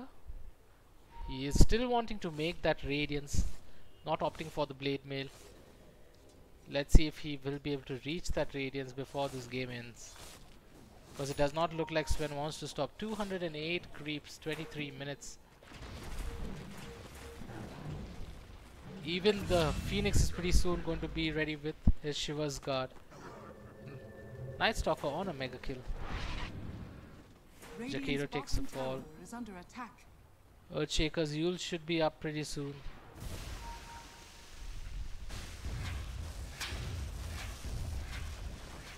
Blade Mail up and running for the Viper. So a lot of items being picked up by both the teams. 18 to 18, pretty even, but the gold graph does not show that. Let's see what the XP graph says.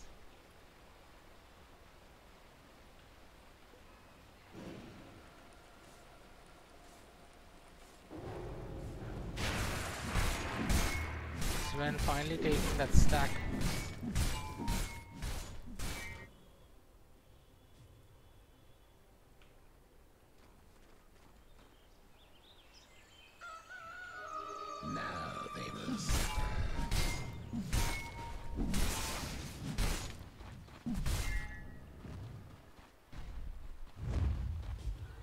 smoke being used. This time they do want to take the tier 1 bot tower. Let's check. They already cast the center war on a blade mails over there. Do they really want to take the fight? Center uses his ultimate as well. I don't think the fight is feasible. They're going to blink out and just go back to taking the tower. Radiant's bottom tower is under attack. Radiant's bottom tower has fallen.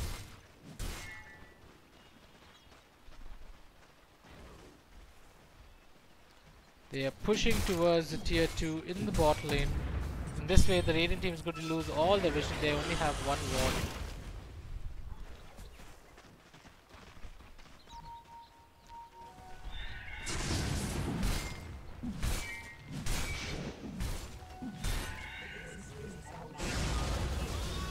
Stun coming in, BKB being used as well. And he is jumping onto the Viper. Viper with that blade mail, but Sven is going to survive everything. Sven does have the Agnum Scepter. The ultimate being used everywhere. So many people are going to survive this. Will the stun land by Sven? The Earthshaker ultimate as well. 3 people already down. Buybacks were there, but Spectre is going to pretty soon fall as well. So is the Night Stalker. 5-man team wipe just for Jakiro and Windranger. They're going to get the tier 2 bot tower as well.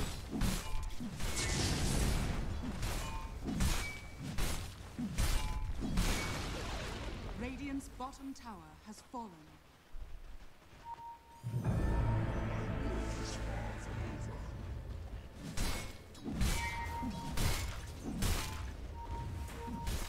Radiant's bottom tower is under attack. And with the MO, I'm trying to clean up this tower pretty Radiant's soon. structures are fortified. Should be able to hold that. Night Stalker buys back his last 7 seconds. I don't know whether that was really necessary or whether he was just throwing it all away.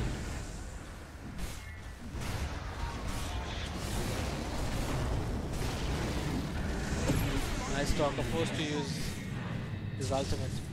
Now they're going to just fall back. Sven with his ulti, BKB. That should have been a kill onto the Night Stalker, but Spec, oh my god, she's taking a beating here and she does die. She's down and out for 53 seconds. Are they going to jump onto the Center Warrunner? Center Warrunner gets stunned over here. And no, he's surviving. He's juking all the way. One more hit. That's the fall of Centaur as well. He's down for 93 seconds. Sven might just want to fall back over here. Does not want to take the fight. His teammates have backed off.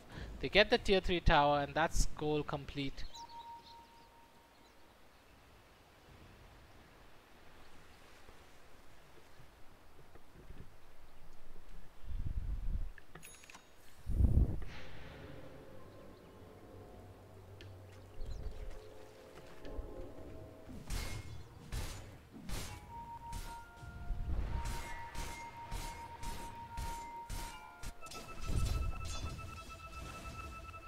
$19K net worth lead for the dire side, 27 to 20.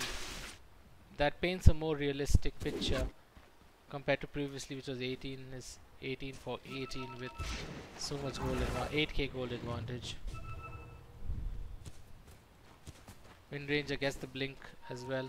I don't know if she's going to opt for that Agnum Scepter, but the Agnum Scepter upgrade is really good for Windranger. She can keep spamming her ultimate. That's what makes her even better, because they after the buff on her ultimate, Windranger is back in the meta.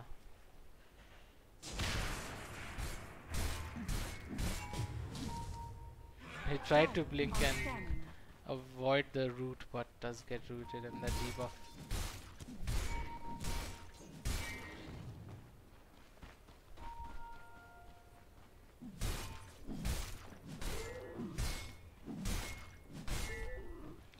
Minutes, almost 300 last. It's going at a very good pace, this Sven. Has his Daedalus also up. Radiant's bottom shrine is under attack. So I'm sure he'll want to take a fight now. Spectre finally has her Radiance complete. Now the question is this going to make... Radiant's bottom shrine has fallen.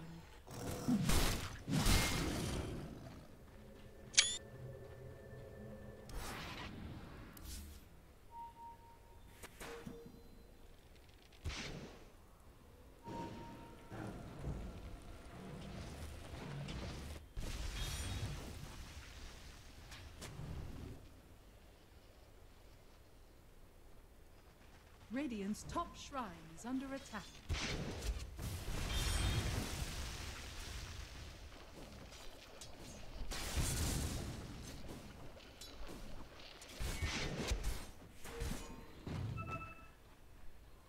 Sven getting ready for that fight. They did smoke up, but the smoke breaks.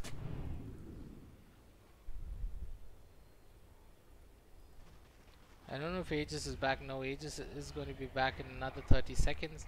Maybe they can take the Aegis and then fight. But no, they want to go higher ground pretty soon.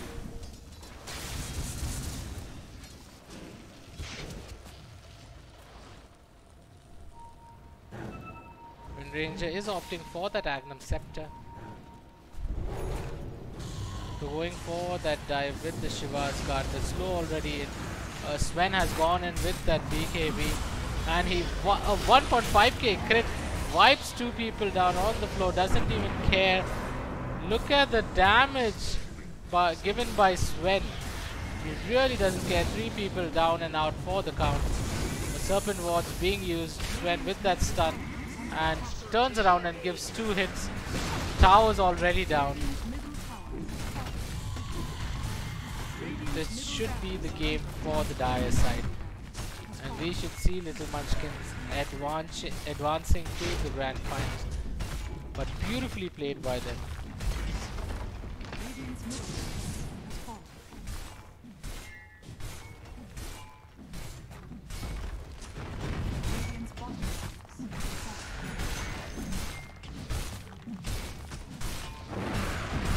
Some friendly banter coming in. Radiant's bottom barracks has fallen.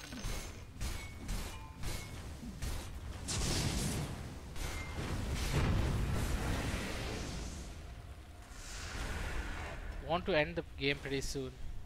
Viper's also back. Spectre's also back.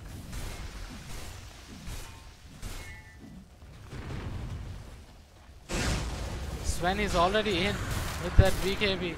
Really doesn't care much. 1.6k crit he's doing. So it doesn't look like he's even bothering. Sven turning his tail and running. Earthshaker with that beautiful ultimate. But I think it's time they need to run. Sven running in full speed with that god strength. Phoenix is going to die over here. Sven blinks out as well. Does not have his TP ready. Finally switches his boots. He's going to TP out pretty soon. Oh, Centaur Warrunner. Missing that out.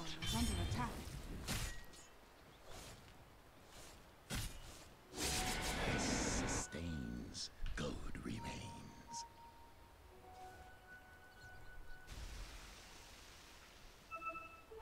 Double damage.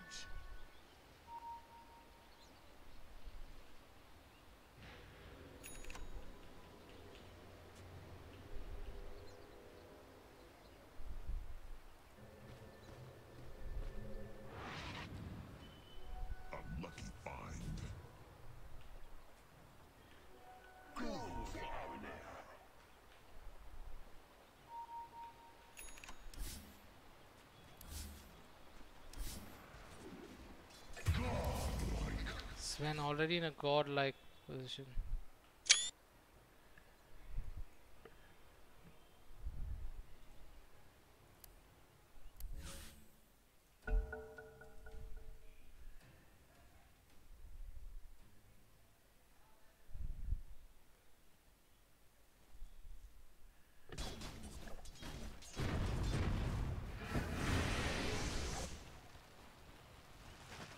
Pretty much back into this game, but I don't know why my settings not able to see that key.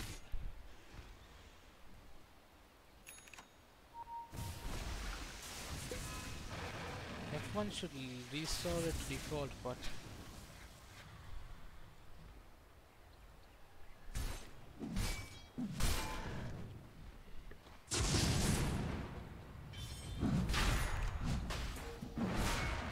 Sven going for the Aegis, wants to get this Aegis. He has 5k gold, does not know what to buy. He can actually go get moon shards, get that double attack speed, or even sell the MOM. Does not need the MM once he has moonshots.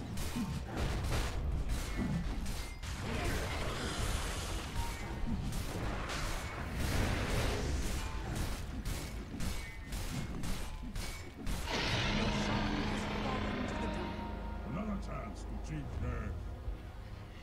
They are using the smoke and wanting to go mid and end this game pretty soon.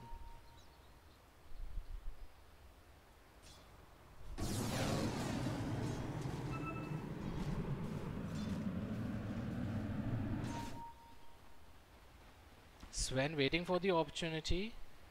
Does not have. Yes, now he finally has vision on the Viper. Goes there with the stun and look at the damage. Oh, Viper is going to survive though with the ultimate. Shadow Shaman takes a fall. The slow coming in by Phoenix. Really doesn't care. Hitting on the tower. Says 3-4 shots are enough to get the tower down. Wanting to end this game pretty quick. Sven going in. Look at the damage being dealt by Sven. Viper also takes a fall. Earthshaker with that beautiful Echo Slam onto 3. 2 people already down. This should be the third, but no, Icarus. The Phoenix dies instead, and Sven. Aegis is out. Want to land the stun onto 700 crit, but that's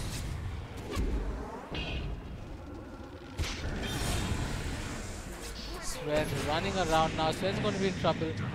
I don't know if he's going to survive this though. This time he's going to fall instead. So tanky the Centaur Warrunner is.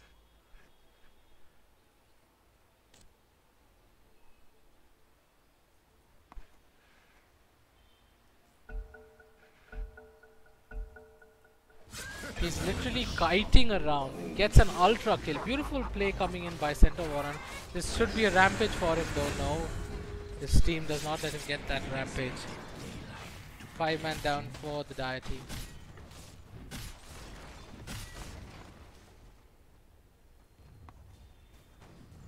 But they really need to be careful. There are 2 siege wagons at bot. And if they don't look into that, that's just going to push into their base.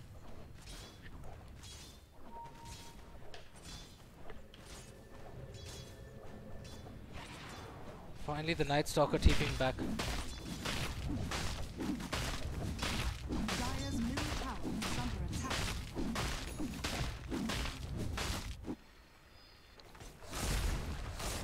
Dire structures are fortified. Back by Jakiro. Pretty Dire's weird. middle tower is under attack.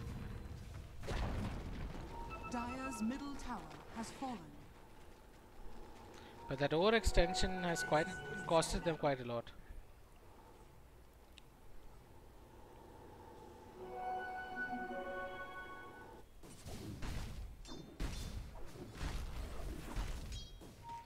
Earthshaker also has the Shadow Blade. He's going for the Lotus Orb.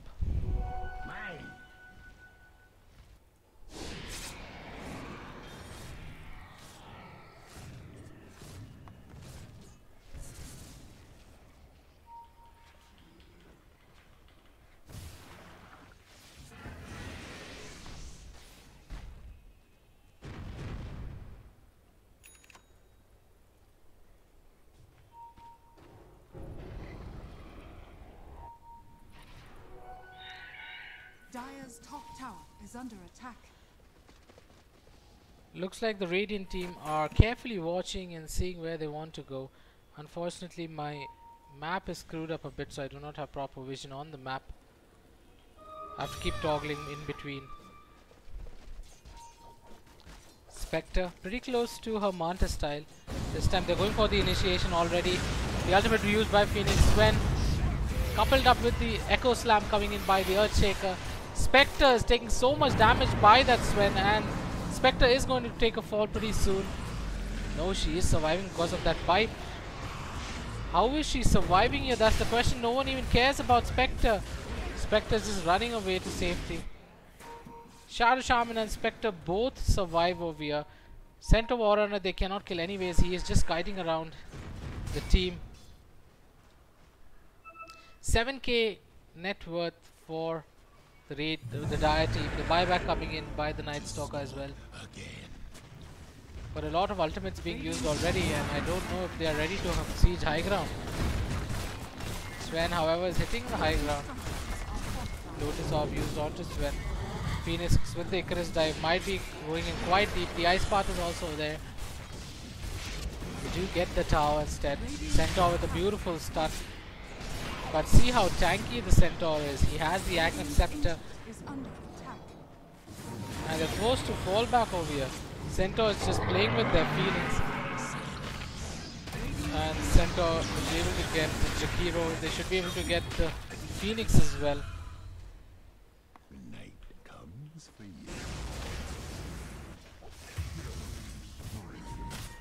Sven using his BKB. His only chance to get that Earth Centaur Warrunner. Centaur Warrunner takes a fall, but does he have the buyback? That's the question.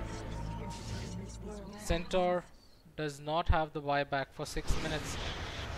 And this should be the fall of Night Stalker. He gets Fisher block as well. Spectre is using his blade mail and running away.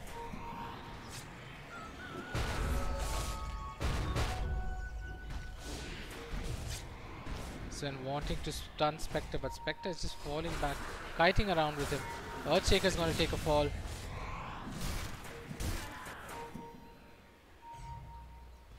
Sven the only person alive again. Turning around and fighting instead. And Sven is going to fall over here because Viper's there to save Spectre. That was a really bad choice coming in by the Dire side. And if they continue to do like this, the Radiant team can make a comeback even though they are down 2 racks. Because the Centaur Warrunner is quite tanky and he has been kiting them quite a lot. Radiant's Ancient is under attack. Spectre might die to creeps over here.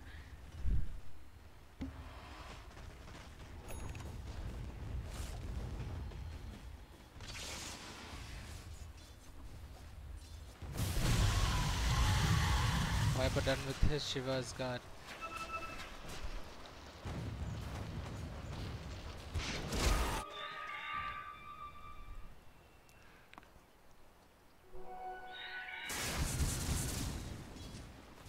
I'm sure Sven will want to close this game, maybe wait for Roshan as Roshan is back. Oh, Roshan is not back yet, sorry. Another 1 minute.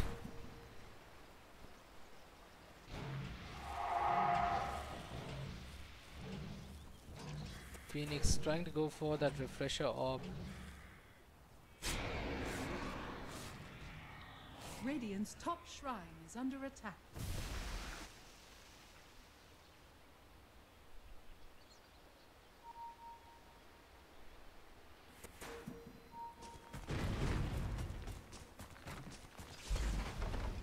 Radiant's top shrine has fallen.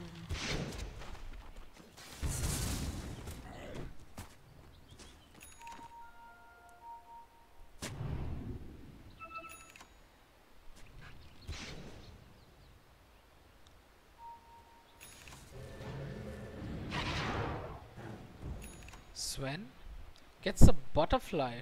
Quite an interesting choice. Yes, that will give him attack speed, will give him movement speed with the flutter as well. Plus, because of increased agility, he has more armor. Plus butterfly gives plus 30 attack speed, plus 35 agility, plus 25 damage. So he gets 25 damage as well. I don't know, he's looking to hunt someone. There he does spot people. Night Stalker uses the Hunter of the Night. Spectre with the Haunt. They're able to locate so many people instead. And the Icarus dive is made as well.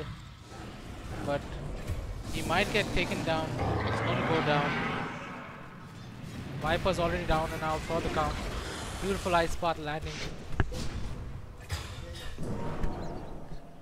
There's 2 people down. Buyback being used by Sharashan.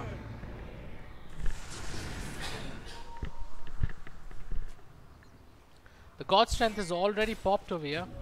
They might just want to back out and go for Roshan instead. Because Roshan should be up.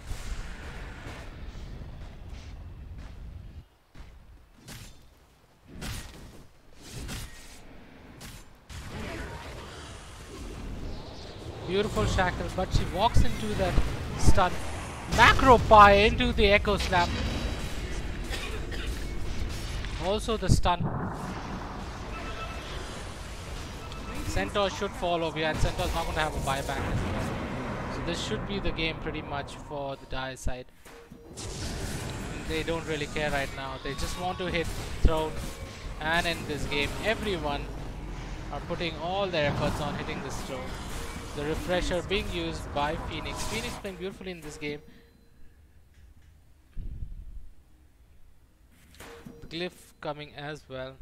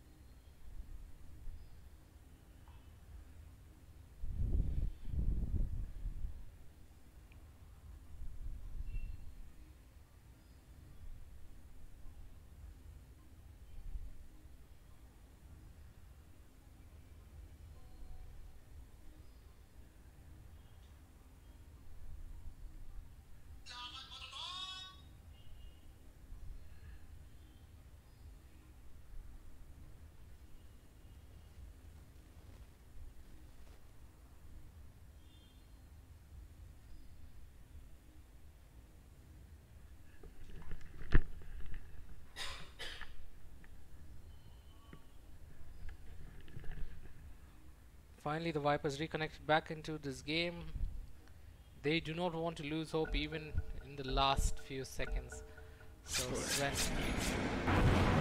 Phoenix is back from his ultimate form, and they're just going to quickly end this game. Sven using his god strength, BKB, and just hitting the throw. That's the game for you guys. We see Little Munchkins winning and are going to the grand finals. They're going to play District 9 tomorrow, which will be a best of 3. Thank you so much for tuning in to today's session. We shall see you in tomorrow's cast. Have a lovely evening. Bye bye.